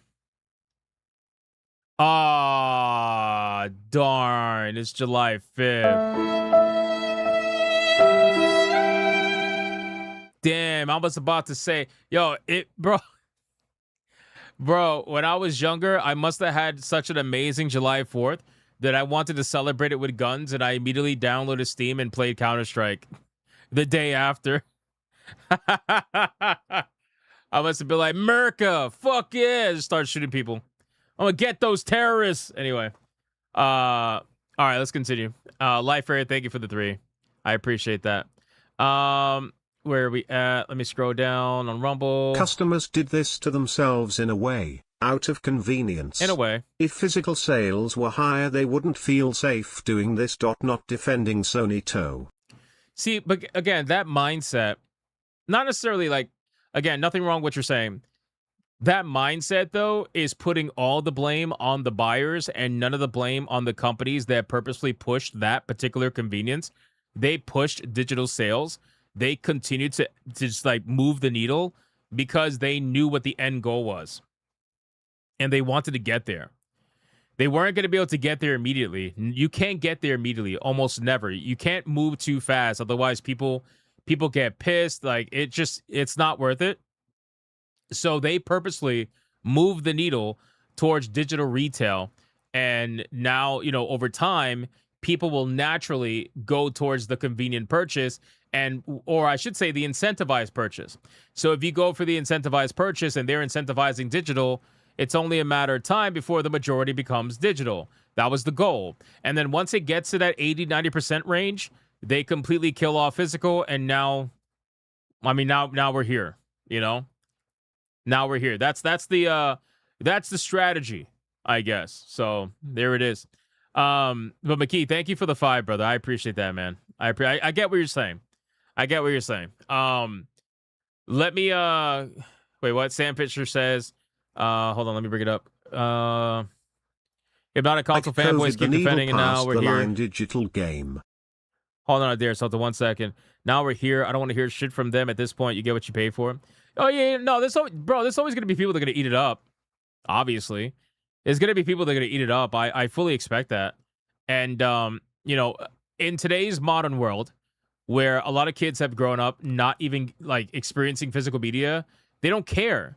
They don't care. Like they don't actually understand. They don't know what the ramifications of giving a company that much power over your purchased product, like what that can actually do, right? Especially when the company hasn't earned that trust. That's the crazy thing, right? That company has not earned that trust. PlayStation has not earned that trust. There we go. They are kinda like dealers. Getting you hooked by keep pushing digital hard, and then we end up like this. I feel sick. Yeah, Moon. 100%, man. Thank you for the 5. Hey, actually, Moon, ironically, remember when BMW, I think it was BMW, remember when BMW tried to pull the DLC strategy with their cars? Remember that shit? And how they got so fucking felted at the mere thought of doing that? And they ended up reversing course on that, I believe. BMW wanted to be the first to make you pay extra money a month in order to unlock the heated seats in your car and your heated steering wheel. Like your car will come with that, but then it'll be disabled and you have to pay like a monthly fee in order to be able to use it. And they got so fucking felted that I believe they reverse course. I believe I don't drive a Beamer, so again, I don't know, but I believe that they reverse course. I'm almost sure they did. So, but yeah, I remember that. It was fucking stupid. It was unbelievable. The customers are 100% the reason why this is happening. Nah, it's not Trying 100%. to blame the companies for their laziness is why we are here. Nah. Fork the morons that bought any digital games. Nah, it's not 100%. At Dorman It's not Psych 100%. celebrates 27 months of membership. Dragon Age Origins is on sale on GOG right GDR, thank you for now the for 10. $7, so I bought it and have started playing. Oh, Also dude, great 27 months and Bouncy 02. Great game. Dragon Age Origins, great fucking game. You're gonna have a blast. That's a good buy for $7. Shout out to Dormant Site. GDR, yeah, no, I gotta disagree. I don't think it's 100%. I don't think you could 100% blame honestly anyone for anything like that. I think that this was a strategy that was utilized by these companies. It's the long game. That's what I think it is. It's definitely the long game, and it's paid off for them because people fell right into it. That's what you could blame. You could blame the people for falling right into it, sure. You could definitely do that, but to try to pretend like the companies didn't incentivize this, I don't think that's fair. I don't think it's fair at all. So, but thank you for the 10, brother. I appreciate that, man. Shout out to you. Make sure I heart that. Let me check Rumble real quick. I think we're good there. We are good there. All right, let's keep going. It's like buying a pet rock. Like, seriously, what are we doing here? Bro, I don't know. At the end of the day, it's like I can't sit here and pretend like didn't see this coming, you know? Honestly, like we've been especially on SNH, we've been talking about this, warning about this, saying it's coming. We've been like over a year. Has to be like over a year at this point. It's just I don't know what to say really at this point. All I can say is whatever platform you choose to buy your digital games on, unless you're going retro. If you're going retro, first off, that's great. It's a lot of money. But if you plan to continue to play modern video games, everybody is now playing on the same field. Even my console Everybody's games are playing through on my digital. PC. Console greater than capture card greater than lossless scaling to increase resolution, Nice. FPS, or I may or may not have DLSS 5 with AI. Damn, Mitchell, that's pretty good, man. Thank you for the 5. That's pretty good. Holy shit. It's not a bad idea. Nice one. Ron, what the fuck is... Did you hear about the Frenchman who fell into a zoo tiger den? Oh, His no. name was Claude. Oh, My come name on. is Tony, and I feel G-R-R-R-8. Bird. We knew Ron, it was thank you for the coming and 5. people kept buying. Do it is the consumer's fault. Yeah, I mean, again, This isn't the customer's fault for any of this. It's what your government planned. Just remember when they started removing the ability to play physical discs on your PC. yeah, Then the pandemic happened. yeah. No, 100%. Sony is morally wrong for it, but profit-wise it's the right move. The customers must defend themselves from predatory practices, no one else will.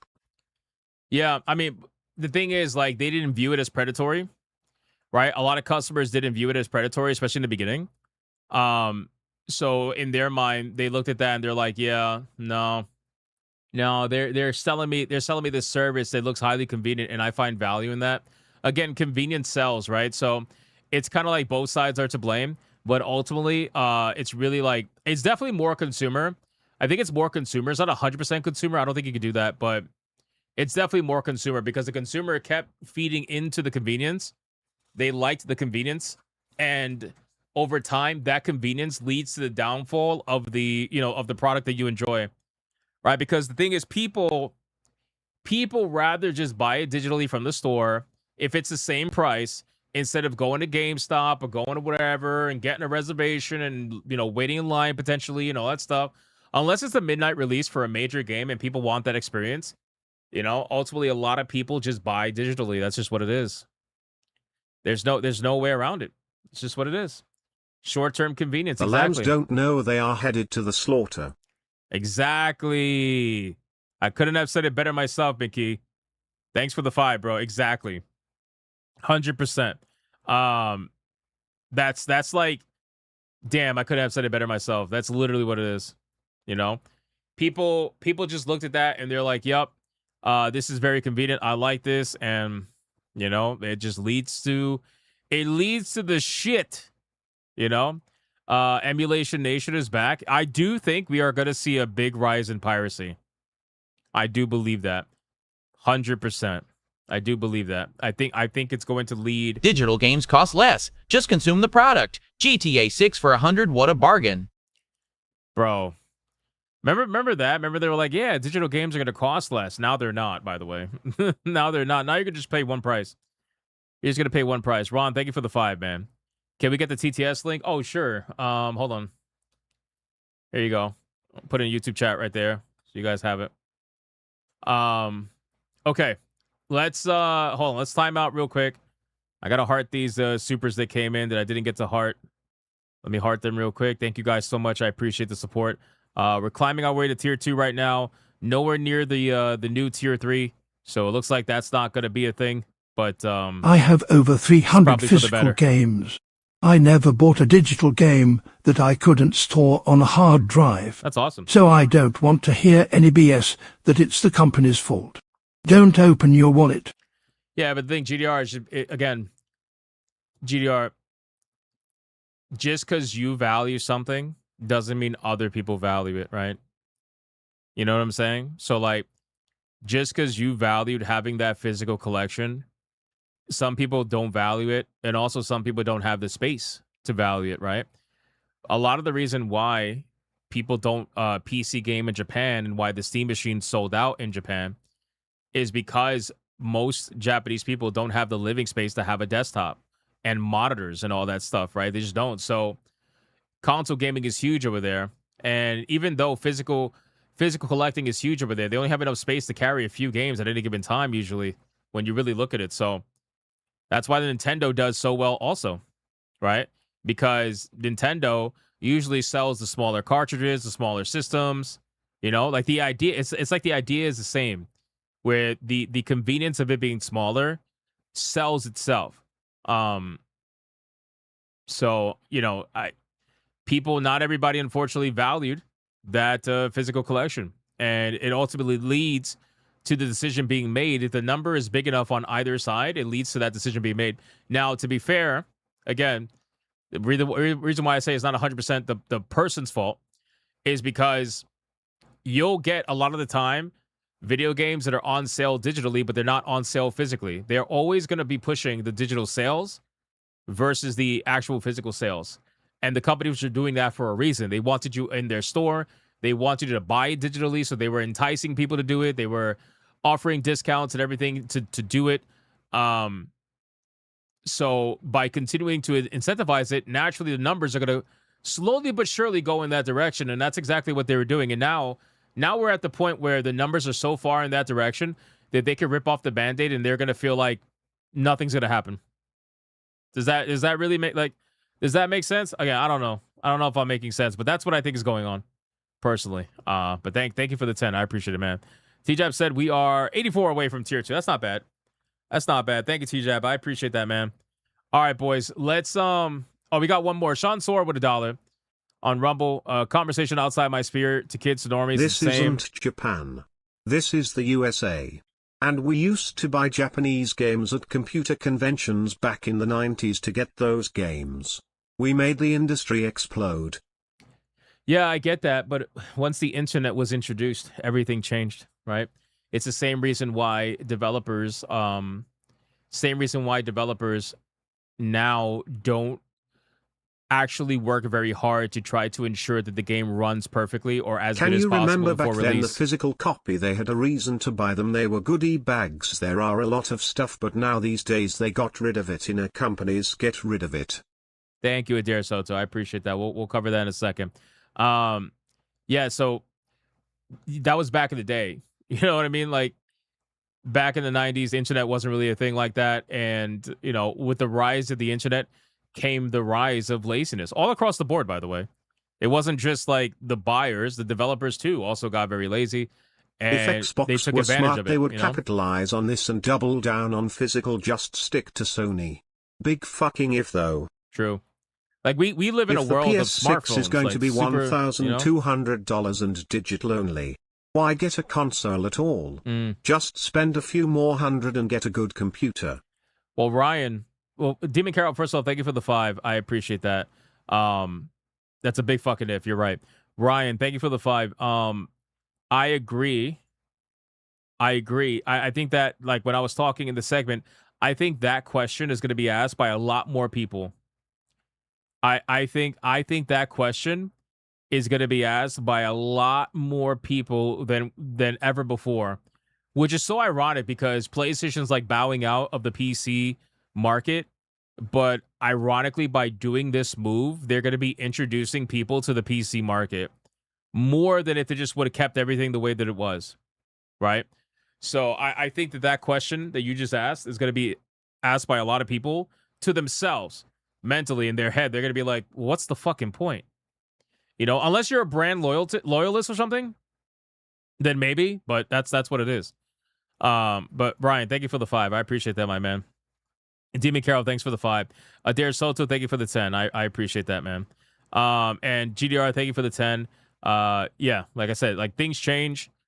A lot of things change over 20, 30 years. And look how much technology has changed and grown in the last 30 years. Of course, things were going to go this way. It was only a matter of time, but that's naturally because the companies wanted to go this way too. They got what they wanted, and also consumers got what they wanted. Consumers got convenience, and the companies got control. Does that make sense? Does that kind of clear it up? I suppose. I don't know. I have no idea. Sean Sora. When I am able to play a game, these companies now charge you a subscription to play or have to spend $100 plus you get what you deserve when they take it away from you. Well, yeah, of course. I mean, there's no, like, I'm not arguing the fact that people absolutely going to get what they deserve. Like anybody that traded convenience for control, they're going to get what they deserve. And a lot of them didn't realize that was happening. Right, because I think people put too much trust in companies like PlayStation, but they've ultimately showed their hand, and I don't think that hand is going to change. So, Sean Sora with $1. Conversation outside my sphere to kids to normies. It's the same. They want physical games, and the study are skewed. Multiple people have done study in the past few years that say the opposite, that they want physical games. I mean, when it comes to studies, it all depends on who's doing it, but I do think that the world is mainly focused on digital games. I think that is where most of the world is. Not Japan, obviously, but like I think most of the Western world is digital. Can you believe the French is blaming us for using air conditioners? It's 90 degrees out here. My AC is blasting and I still feel like a fried egg. Bro, Alucard, fuck the French, man. Thank you for the 5. Screw the French. Yeah, I think that that's gonna be the case. Setsuda Shadow with $1. It's both consumer and company's fault with this. I agree. But meh, would rather have a good PC than a console that's been screwing people over.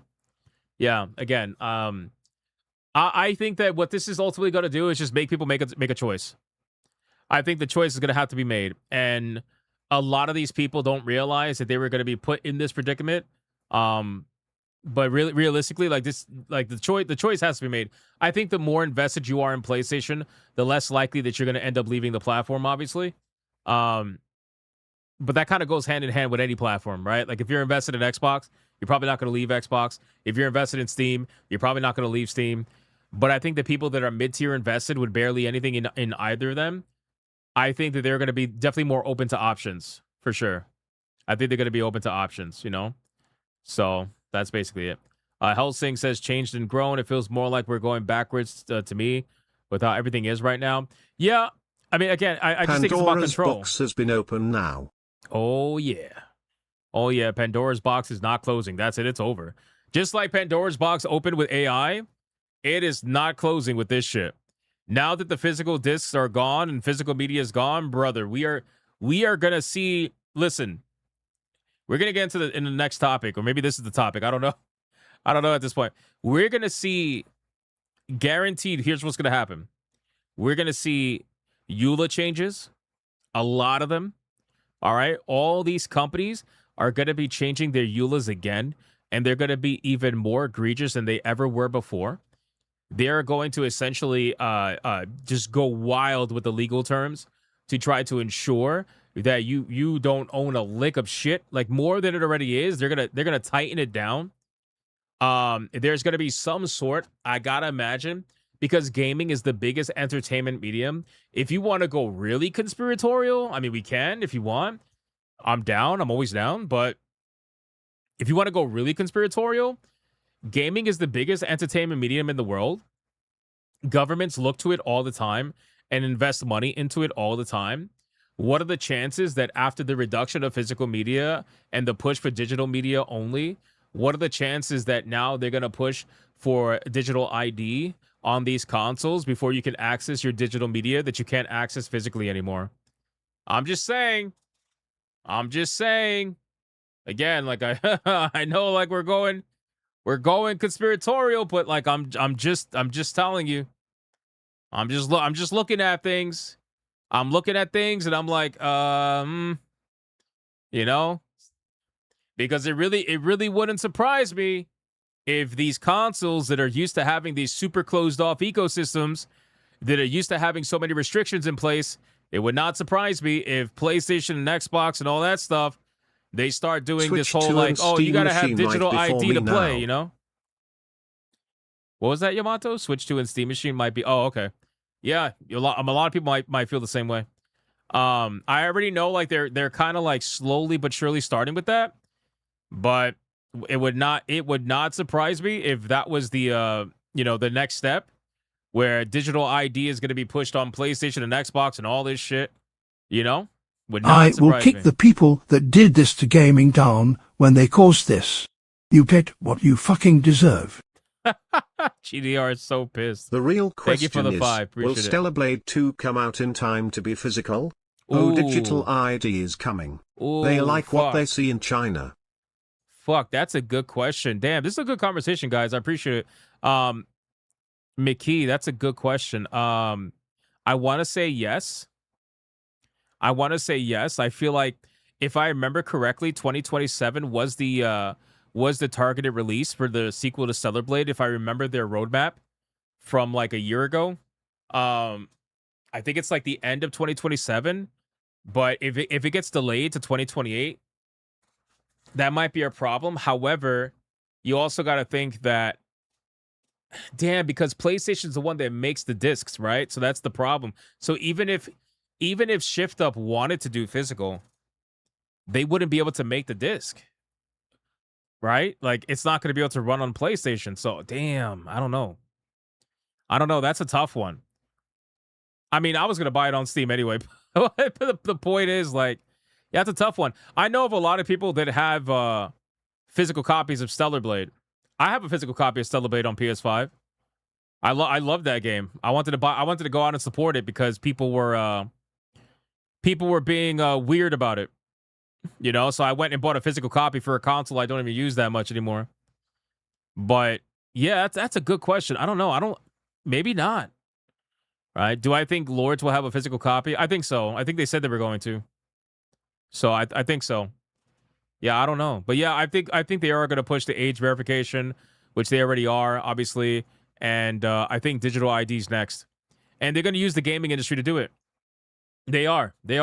They're going to use the gaming industry to do it. It is the biggest industry in the world. Plus they are saying AC and us is the cause of 1,300 deaths over there due to climate change, not the heat wave. Wow. So their solution is to ban AC. Oh yeah, let's ban AC so people can really die from the heat wave. Yeah, that's going to solve the heat wave death problems. Let's take away the air conditioners. That's going to work. Alucard, thanks for the 5, bro. I appreciate that. Yeah, I think that's definitely going to be the push for sure. So I don't know, man. We'll see how it goes, but it looks all to be extremely interesting. Damn, 1,000 jewels from Jorwan. Holy shit, man. Gave me a trophy for 1,000 jewels. Thanks, man. I appreciate that. Thank you very, very much. Wow. Holy fuck. China trolling them, giving AC to livestock and pet. Yeah, I know. They should also ban ice cream. Those ice creams makers consume a lot of energy, right? Yeah, I mean, listen, it's so interesting to see everything going down and how a lot of it's all tied together. But this push for digital ID is going to be pushed mainly by the major entertainment been trying sectors. to do this earlier. True, they are. They absolutely are, 100%. Yeah, they're going to push. They're gonna push the shit out of this digital ID stuff. They're desperate for that. You know, they're absolutely desperate for that. So I don't know. We'll see how that goes. Let me scroll up really quick just to kind of catch up on something really quick. Let's see, where's it at? Yeah, Gilgamesh says this is the customer's fault or any of this. Yeah, no, I agree. I agree to an extent. It's what the government planned. Yeah, they definitely planned it for sure. Just remember when they started removing the ability to play physical disc on repeat. I do remember that. I do remember that, man. It's god damn, it sucks. It sucks. I still have the World of Warcraft boxes. I still have them. They were huge. I don't know if you guys had the collector's editions for the expansions, but they were fucking huge, dude. It was awesome collecting that shit. It was so fun. But unfortunately, you know, we don't have that anymore. You know? I am super pissed. I did my part to save physical gaming. Have you? Think about it. Did you do what was easy or what was right? No, I didn't do what was easy and I didn't do what was right. I just did what I wanted. There you go. That's my answer. I did what I wanted. I wanted to utilize Steam, so I utilized Steam. Again, like for me, it's like I do what I want. This is what happens when activists are in charge. Alucard with the 2. Thank you, man. I appreciate it. I don't know if it's like the activism thing completely. I think there's a lot of greed in this. I think there's a lot of not only greed, but because like when I think of activists, I think of like social cause, you know? I think this is past that. I think this is like, this is greed and corporate's desire to be able to sell you something that they could take back from you at any moment just to sell it to you later down the line. That's like the dream. That's a dream of every corporation. So the faster they could get to that point, the better. You know, that's I meant how they the AC thing. That's how they think. Oh, okay, Alucard. Thanks for the 2. Okay, my bad. My 3,000 physical games speaks for me. I mean, I have physical games. It's not anything crazy. I think I have like, I'm trying to think. I think I have like 15 PlayStation 5 games. That's it. And I mean, just for PS5 anyway. And like Nintendo This is Switch a great 1. conversation. Now people are going to ask questions. What is a digital right? What right do you have? It's like game companies did a good thing but a bad thing at the same time. Crazy. Right. 100%. 100%. Yeah, I think that it is going to bring up a lot of questions that people weren't asking. I think this might wake up a couple of normies too, to be honest with you, because they're going to see that announcement from PlayStation. They're going to be like, why? Right? Because they're like completely checked out of the conversation. DLC locked on disc, online passes, have today L rest. Oh my God. Don't even, like, it's already a thing, Arepa. It's already a thing. Dare, thank you for the 10. Uwu's being spammed, so we're just going to make it happen. Let's fucking go.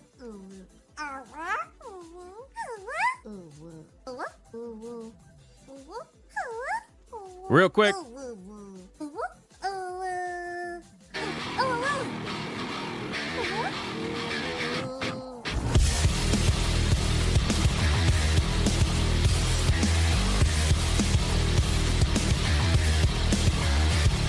Kids Act is bringing digital into us all. Palantir AI has pushed this in every country. Palantir runs our government, most of the West. Yeah, and Palantir has been found to have a lot of problems, ironically. It's kind of funny when you think about it. Gilgamesh, thank you for the 5. I appreciate that, my man. Guys, thank you so much for helping us hit tier 2. That is legendary. We're about halfway to tier 3. Don't think it's happening tonight, which is fine. Just figured I would try it, see what you guys thought. But tier 1 and tier 2 is saved, so that's great. That's great. I appreciate that. What if they make a patch to brick your past physical games too?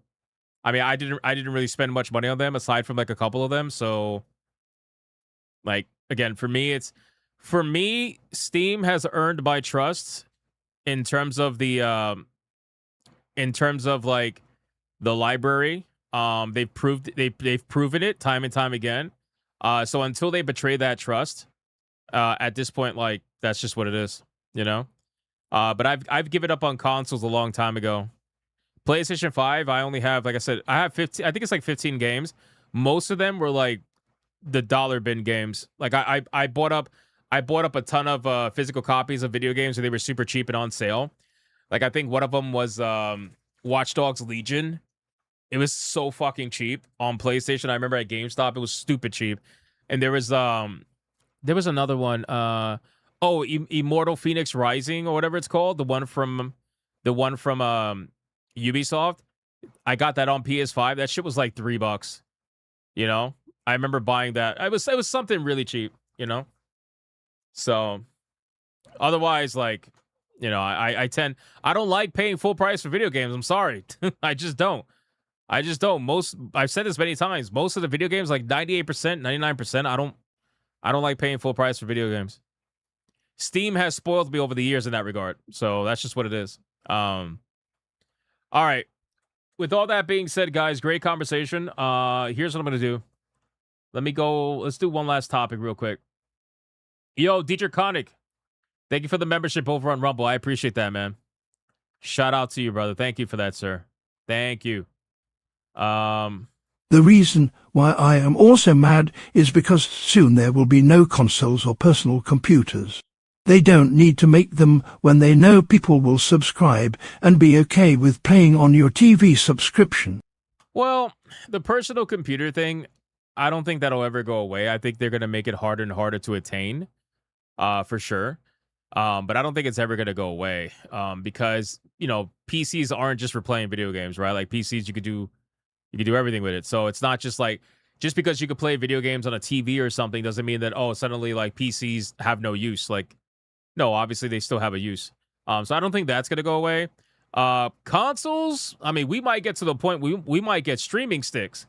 You know, I've heard Wizard talk about that, and I kind of agree with him. Like, we get to the point where if they get cloud gaming to the point where they want to, I wouldn't be surprised if Xbox and PlayStation start selling streaming sticks instead of consoles, where you just plug it into your fucking television or something. Dig ID will prove there aren't that many female gamers. By TCH, I don't recognize you with makeup. Well, Mitchell, you're forgetting all the men that claim to be women. So there's a lot of those that are boosting the female numbers. You know, I mean, look at the all female Counter-Strike team. It's like 4 dudes and a girl. It's crazy. It's unbelievable. I think it was Counter-Strike. I don't remember. It was one of those teams. But yeah, it's ridiculous. Hey, Vice Admiral, peace out, brother. I appreciate you hanging out, dude. Thank you, sir. All All right, let me pause CTS. You can do everything on your phone, at least until you are bogged down with ads just to make a call or text. Yeah, well, it hasn't got to that point I only yet. have Hopefully one it disc doesn't. for PS5. Thank you for the 5. Stellar Blade. No shit, really. That's awesome, Alucard. Yeah, Stellar Blade's like one of the only ones I paid full price for. I think the second one that I paid full price for was Final Fantasy. I think it was Rebirth. Yeah, I think it was Rebirth. Final Fantasy Rebirth. I paid full price for, and Demon Souls. Did I pay full price for Demon Souls? Actually, I don't think I did. I don't remember. I'm not gonna lie to you. I don't remember. But thank you for the 2. Sean Sora says, in response to some that think it's my fault or others that buy digital games, if there was indie dev game, only option is digital because they don't have the funds for physical. What do you do to support them? There's a lot of developers that are like that. A lot of indie video games that don't get physical releases because they can't afford it. No, 100%. Sean with $1. If there is a white pill in all this, is whether you're left or right, everybody is saying this is big, dumbest move. Even Angry Joe and Booty Adams are saying this is bad. You know you're screwed when they start talking. Yeah, I mean, I think this is one of those, like, I mean, I try to look at everything as apolitically as possible because it's sickening when people just fucking try to make everything political. But realistically, this is like this is truthfully a apolitical issue. This is like, I don't care what side you're on. I really don't give a fuck at the end of the day. This is important overall. Like, we're actually watching history go down. I really do mean that. I really believe that. I believe we're watching history go down. I feel like I'm reliving what happened with PC all over again on a grander scale now than ever before. We're watching it all go down. It's happening, you know? That's just what it is. So, but yeah, everybody is talking about it. I do see that. I do see that. Maybe people will stop fighting online like fucking idiots and perhaps realize that the companies are really the biggest issue. The problem is that even some of the shills, right? Some of the shills who shill for these companies hard, well, they're getting fucked by this too. And they didn't fight against the companies until it's too late. I have 2 discs, Stellar Blade and Marvel's Spider-Man 2, unfortunately. Hey, yo, you bought Spider-Man 2 physically? That's gay, bro. Gay. I'm just kidding. It's a little gay. Yeah, this is definitely like it's a turning point in history. It really is. It really is, man. It really is. Honestly, bro, I don't think I'll ever forget this day. I know that sounds like probably cringe and shit, but I really don't think I'll ever forget this day. How could you? July 1st, where physical media fully died? That's crazy, bro. It's crazy that we're living through it, you know? Anyway, damn, 1,000 jewels, man. Holy fuck. Pyre Raptor, dude. Thank you for that. I appreciate that. That's legendary, dude. Shit. Thank you. Toronto with a 5. It's easier to burn books where you don't print them and just reach out into everyone's libraries, deleting them directly from the world entire. True. I saw somebody put the comment saying that it's coming from manga too. Maybe? Never forget Stadia. Maybe? Fuck Stadia, bro. It's a curse being a Spider-Man fan nowadays. Smiley face emoji. No, I get it, man. I get it. I love Spider-Man as well, but man, that second game is so bad, bro. It's so bad, bro. Mr. Melancholy, thanks for the 2. Alucard, thank you for the 2. Appreciate it. And Torinol, I agree, bro. Like, people are saying it's coming from manga, and I don't agree with that necessarily right now because manga is inherently Japanese, right? And the Japanese ideology when it comes to physical media is totally different. So as long as Japan stays mainly physical media, it's going to be around for a long time.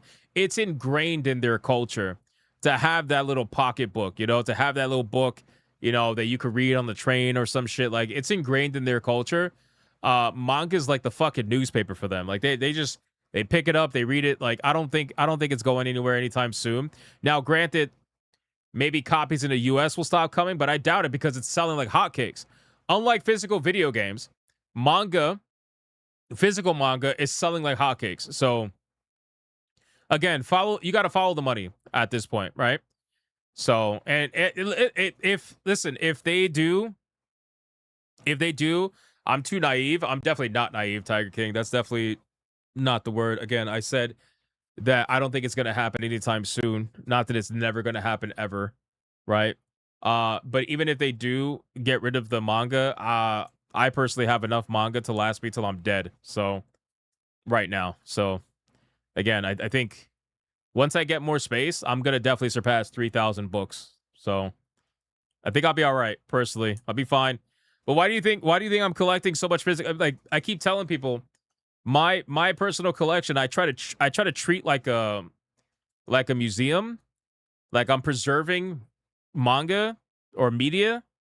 Like that's how I treat my manga collection, like a preservation. So, you know, just kind of like to counteract that whole potential digital nonsense, you know. But yeah, manga is absolutely making a ton of money. So as of right now, there is no fear. There is zero fear of manga going away anytime soon.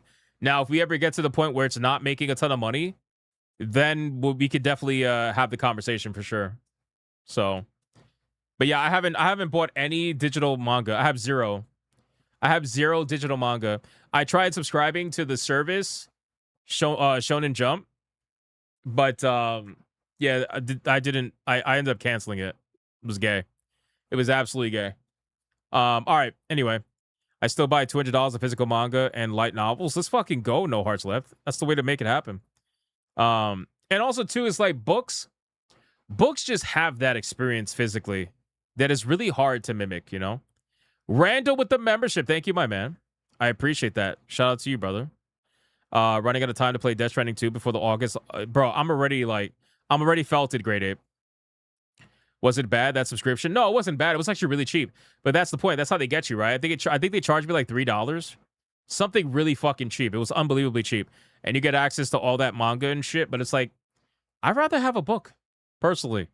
I'd rather have a book. And I know, I get it. For some people, again, same situation with video games. Some people don't have space for the books. I've run out of space. I have no more space for any books. So, like, I'm working on getting more, but as of right now, I don't have space, you know? So I get it. But, yeah. Anyway. Torno with a 2. Culturally, today's movies and games fill the niche of books from a century ago. Yeah, that's fair. That's definitely fair. Need to turn pages. Yep, same. Guys, let's cover one quick topic. We'll just kind of cover it. I forgot to mention it during the PlayStation whole situation. So not only did they announce that they were going to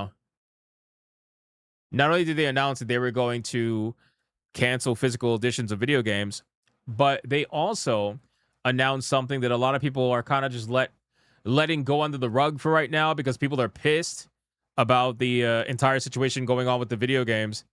And that has to do with the fact that they're shutting down the PS3 store. They're shutting down the PlayStation Vita store as well. They're shutting it all down, boys. PlayStation Store on PS3 and PlayStation Vita are going to shut down 5 years after Sony first decided against it, starting as soon as next month in some regions. It's all... And again, I kind of just feel like this proves that this is exactly where they want to go. They want to shut all this shit down. They want to, like, have complete control over... Like, they don't want people so spread out, but... Yeah, they're shutting it all down. PlayStation 3, no more.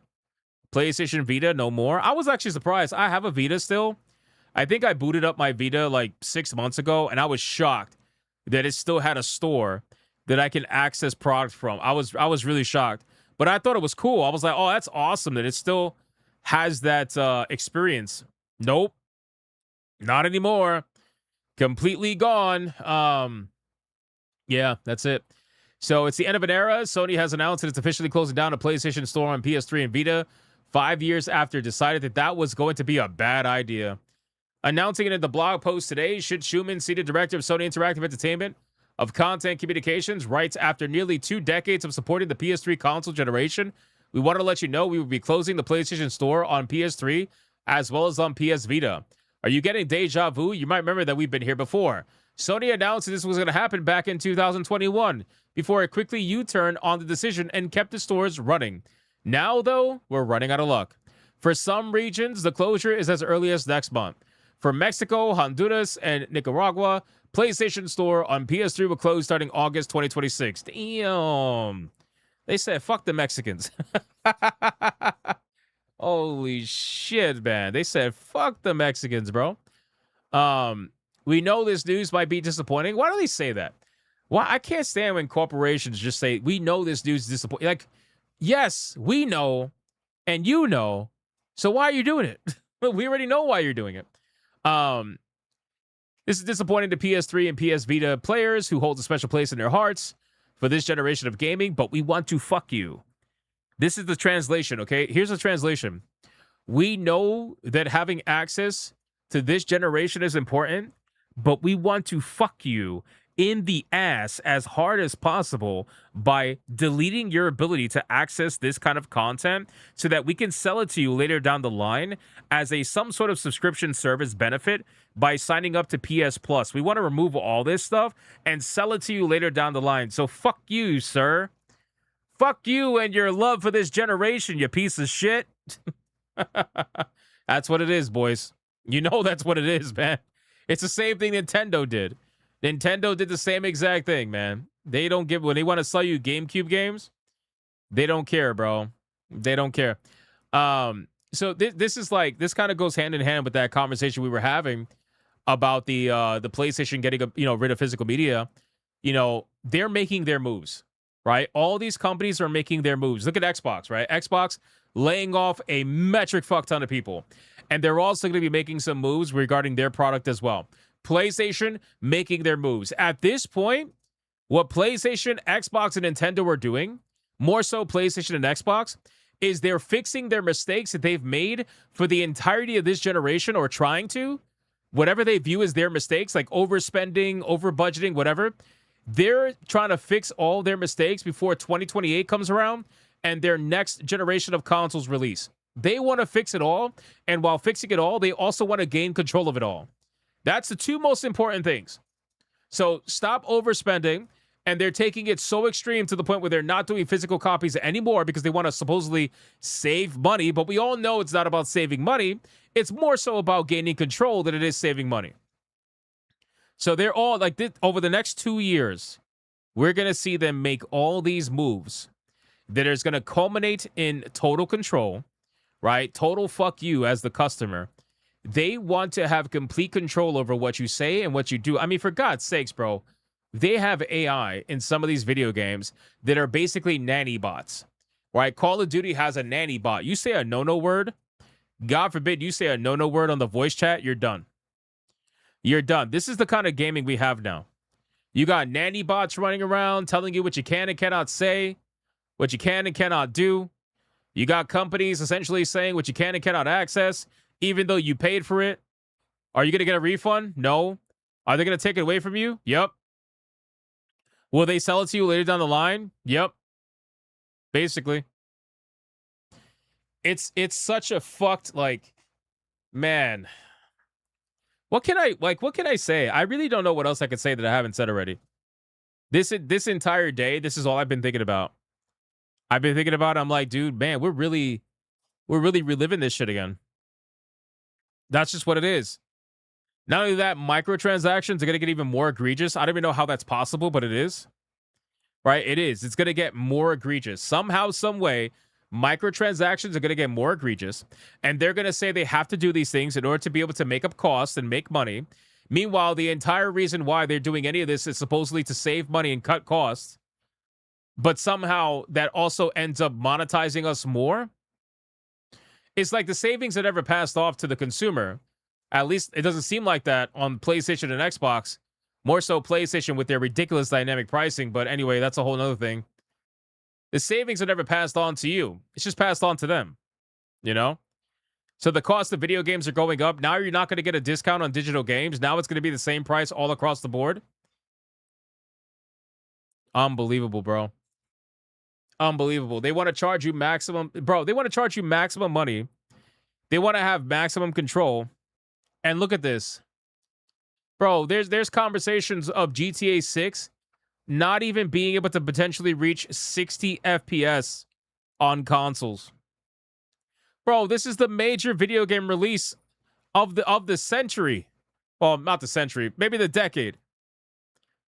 Maybe the decade. And this is after, by the way, they tried to tell you, oh, it plays best on PlayStation 5. There is nobody out here that believes that GTA 6 plays best on PlayStation 5. We all know what it's going to play best on, and that's going to be the PC platform.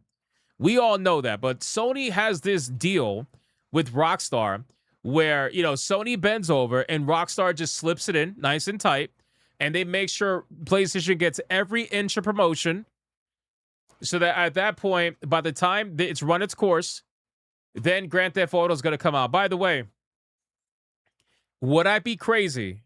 And you can tell me if I'm crazy. Would I be crazy to say that Grand Theft Auto is going to release on PC in 2028? Would I be crazy? Would I be crazy to make that prediction? I don't know, man. I think that's what's going to happen. I think that Grand Theft Auto is going to release on the PC platform in 2028. That's what I think is going to happen. I think they're going to utilize Grand Theft Auto for the last 2 years of this life cycle. And because remember, Grand Theft Auto took a long time to come out on PC. I think it's gonna push these consoles as much as possible. And in 2028, when those new generation of consoles come out, I think you're gonna have an announcement from Rockstar of a remastered version for PS6 or an upgraded version for PS6 for Grand Theft Auto 6, and at the same time, you're gonna have a PC release. I'm just saying. That's my prediction. Maybe I'm insane, but that's what I think is going to happen. That's what makes the most sense, in my opinion. In any case. So, a new report indicates that Grand Theft Auto 6 may not be able to reach 60 FPS after all. The investigation looks at the hardware capabilities of both Xbox Series X and the PS5, and it doesn't look good for the frame rate capabilities of GTA 6. I mean, realistically, knowing how this game is going to look, do we really think that 60 FPS at any kind of decent graphical fidelity is going to be possible? I mean, on the PS5 Pro, maybe, right? On the PS5 Pro, I could definitely see it at a little bit of a lower fidelity at 60 FPS. I could see it happening, but on base PS5 and on the Xbox, I don't know about that. So a new look at the capabilities of the current gen PS5 and Xbox Series X indicates that they may not be powerful enough to handle GTA 6 with 60 FPS. Previously, it was suggested that a performance mode for GTA 6 would bring the game to 60 FPS. However, a report from Digital Foundry claims that it's unlikely for GTA 6 to reach 60 FPS due to the relatively limited power of the CPU on both the PS5 and the Xbox family of consoles. Even the PS5 Pro, which offers more powerful specs, may not have enough in the way of CPU power to make 60 FPS happen, as the biggest upgrades the console offers are the way of the GPU and not the CPU. Oh, shit. That's rough. That's rough. That is rough. Oh, by the way, doesn't this kind of like kill that entire idea of supposedly Grand Theft Auto getting a physical release 1 month later after the digital release? Yeah, that entire rumor is completely bullshit. It's been bullshit from the first day. I do not believe that. I don't know. I think it's going to be straight digital the entire time. I don't think they're releasing a physical disc with that game whatsoever. I think it's complete bullshit. I think this pretty much confirms it, to be honest with you. So, the reasoning for these claims is due to the level of fidelity and simulation elements in GTA 6. Digital Foundry claims that dense cities are likely to get hit worse, with computational physics, plenty of NPCs, and the ability to move quickly through areas by car or air travel, likely taxing the CPU of the PS5 Pro, PS5, and Xbox Series consoles considerably.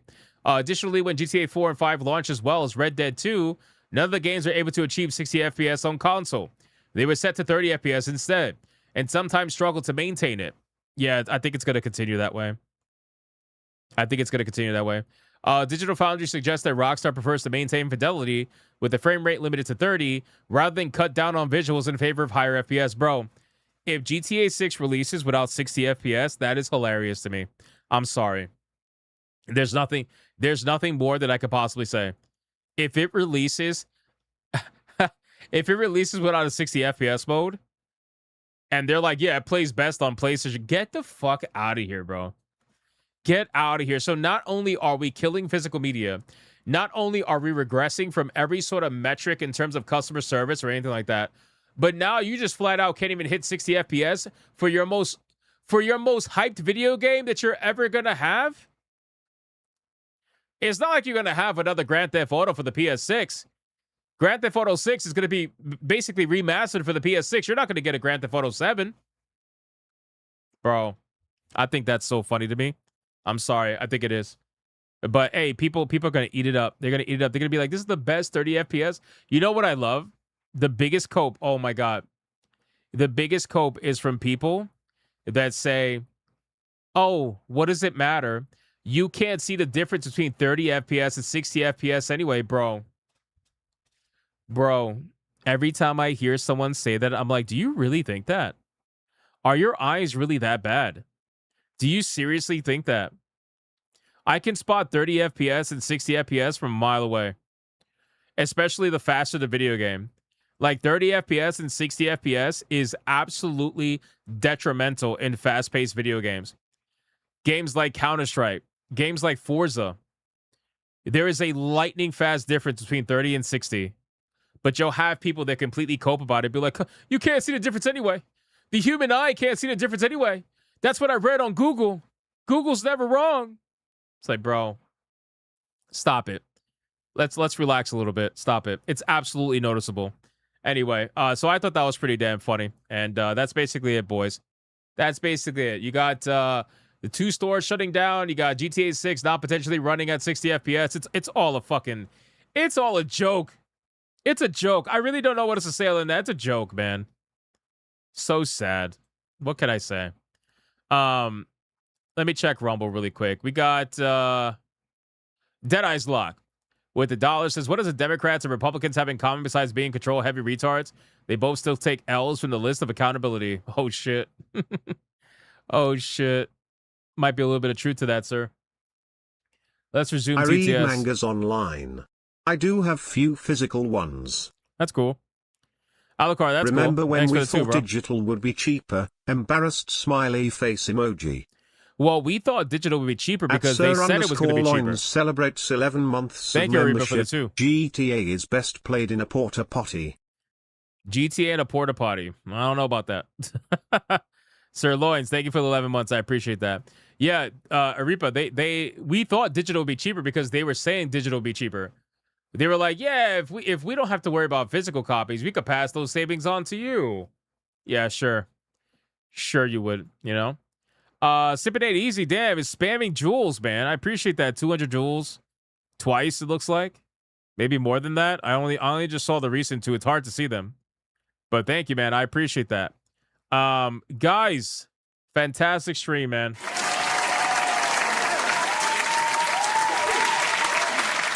We did not hit the tier 3 goal. That's perfectly fine. I didn't expect it. So we won't be playing mixtape or Relooted tonight, unfortunately, for the people that wanted to see me get tortured or whatever for some odd It's reason. night and day. I remember playing BF4 on 360, then going to Zbone, so they be bullshitting. Dude. I Fucking am BF4, glad I man. moved over Thank to you, Demon Linux Carol. Mint. GOG is coming to Linux Mint. OS is a much better, faster system. It is. Also, Fipno and Fame Wizard first date on them on. Oh, stop. An Stop. Xbox Series X, Stop. a Gilgamesh, thanks PS5 for the Pro, vibe. and a Nintendo Switch to walk into a bar. And they're all gay. Secret Final If a Boss, thanks for the console will 5. be no more disk drive, does that mean the new console will be cheaper or the old one? The question is that no, they're going to raise the price even more. Of course. Of course, people are coping. They're like, oh, the new systems are going to be cheaper. We No, they're mark not. this day as the No, death they're of not. console gaming. I don't know if it's the death of console gaming, but it's definitely the death of physical media. That's for sure. But I appreciate the 5, man. Thank you, sir. Yeah, dear. It's so funny. Like people really think that they were going to pass the savings off. Not happening. Not happening whatsoever. They tried to pass off the savings on the console portion of the digital versus physical with PlayStation because they wanted you to buy the digital. People thought that they were like giving the option because they wanted to be nice. No, they were giving you a warning. They were giving you a warning. PlayStation, by splitting the 2 consoles, was giving you a warning. And they were saying, we're going to give you this option right now. But realistically, our goal is so that everybody gets the digital, which is why we're whoring out the digital. We're making it cheaper. That's why they did it. They wanted you to go digital. That was their plan the entire time. And now the next one, you're not going to have a choice. That's what it is. Anyway, guys, thank you so much again. Amazing stream. In terms of how close we got, I don't know how close we got. It's not that close. I think we're like 450 away, something like that. The console industry is gonna take a big shit like the early 80s, bro. Tim, I think we're definitely getting there. Again, a lot of the things that are gonna be happening over the next 2 years is course correction in the way of like all the layoffs, all the firings, all the just like studios closing down, the destruction, everything like that.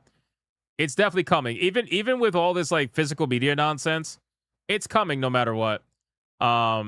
Is there a count? I don't have a count. I don't know if TJAB has it, but I think we're pretty much like we're there, boys. It's not gonna happen. But I appreciate the attempt, guys. You guys did amazing. At least we got to keep tier 1 and tier 2. That's the main goal, guys. And I appreciate that very much. Whatever you guys do, even just hanging out. I mean, we had a great conversation today. This was a lot of fun, man. This is what I look forward to every day, talking to people about this stuff. So I appreciate you guys hanging out.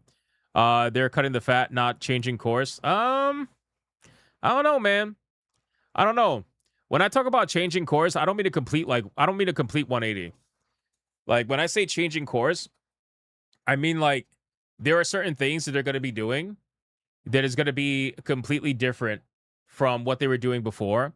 Namely, like the way that they approach probably advertising certain video games, for example. They're going to be a lot more subtle with it. They already have been, to be fair.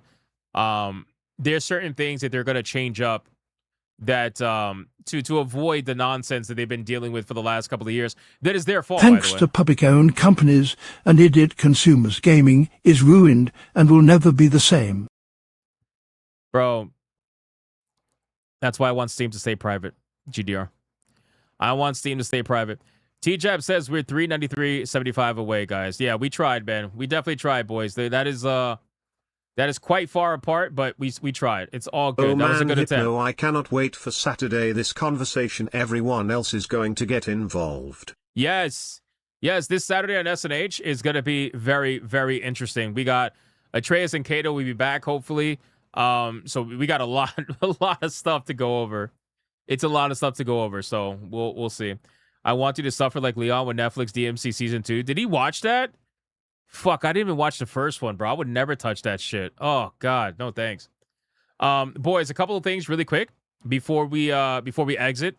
Number one, thank you guys again for all the support. I hope all you had a ton of fun today. You guys are amazing, as always. Number two, tomorrow we're going to be doing 5 p.m. Griffcast with Wizard. We're going to be doing 5 p.m. Griffcast with Wizard for Gears of War. We made a lot of progress on the first one. I think it's going to be like 3 or 4 streams, and that's it. We're going to be done. We got other games that we're going to be trying to plan with Wizard as well. Leon should be back tomorrow as well with Lords of the Fallen, so it's going to be a lot of gaming tomorrow. So stay tuned for that. Obviously, Hypnocast is going to be tomorrow as well. And I'm just like, guys, check out the videos. Obviously, I put up video clips on both channels. Support the videos to the best of your ability. I really appreciate it. Even if you leave it running in the background or something, give it a like. It doesn't matter. I appreciate that. And that's basically it, guys. Could Wizard keep up with you in Gears? So, fun fact. How many times did Wizard die? Wizard died 7 times. I died 1 time. I think it was 7-1. Wizard died 7 times. I died 1 time. And the 1 time I died was because Wizard fucking killed me, bro. Wizard killed me, bro. He literally purposely blew up a propane tank next to me and killed me. Because I was at 0 deaths. The son of a bitch. So, yeah, or 6, whatever he had, 6 or 7. So he blew up a propane tank next to me and killed me. So I would have been at 0 deaths, bro. You know? Anyway, it's fine. It was a good time. All right, boys, listen. Thank you guys sincerely again for everything. I appreciate it. Yes, we'll see you guys obviously on tomorrow's streams. Come hang out. Have a great time with us every day. You guys know how it goes. And stay to the end for the raid, man. Stay to the end for the raid. Let's have a good time. I'm prepping the next tournament. I will announce it next week. Don't forget this Sunday's the giveaway. $1,000 Steam giveaway, guys. So don't forget that, okay? I'm going to make the community post. Don't forget. All right, guys, that's it. That's all I got. Thank you so much, and I will see every single one of you on the next one. Until then, you guys already know, go be bigots and go be gooners. Bye.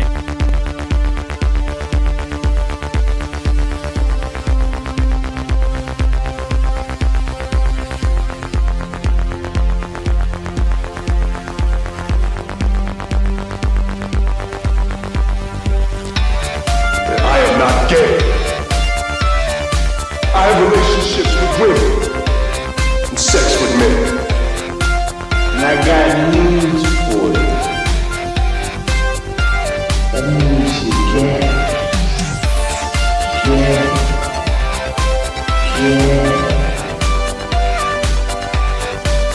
Poor kids are just as bright and just as talented as white kids. Her dog, or her cat, was named Vagina.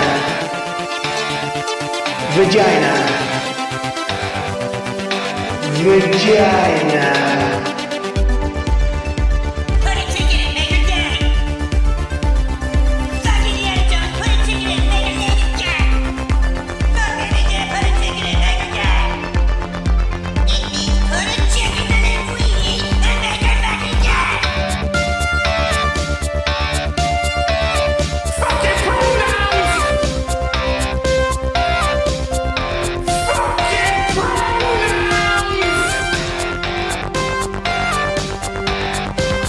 Fucking gender ambiguity! Fucking current day Californian shit! Even though we fucking know, 'cause we're boring! We're so fucking boring!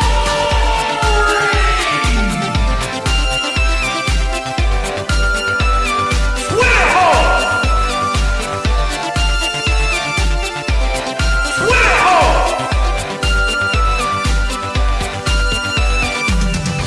Get it right! At the touch of the black man, I bring life.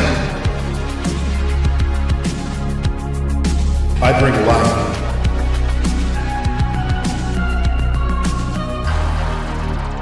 I bring life.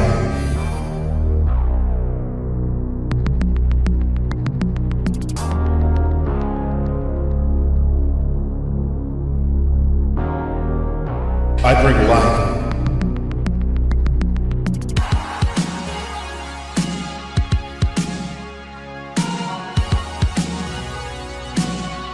I bring life.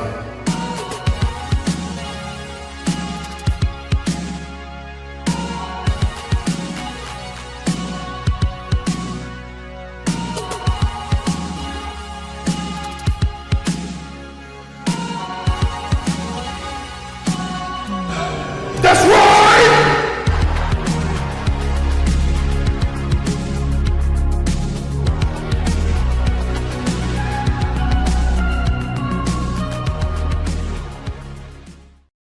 Why the hell are you still here?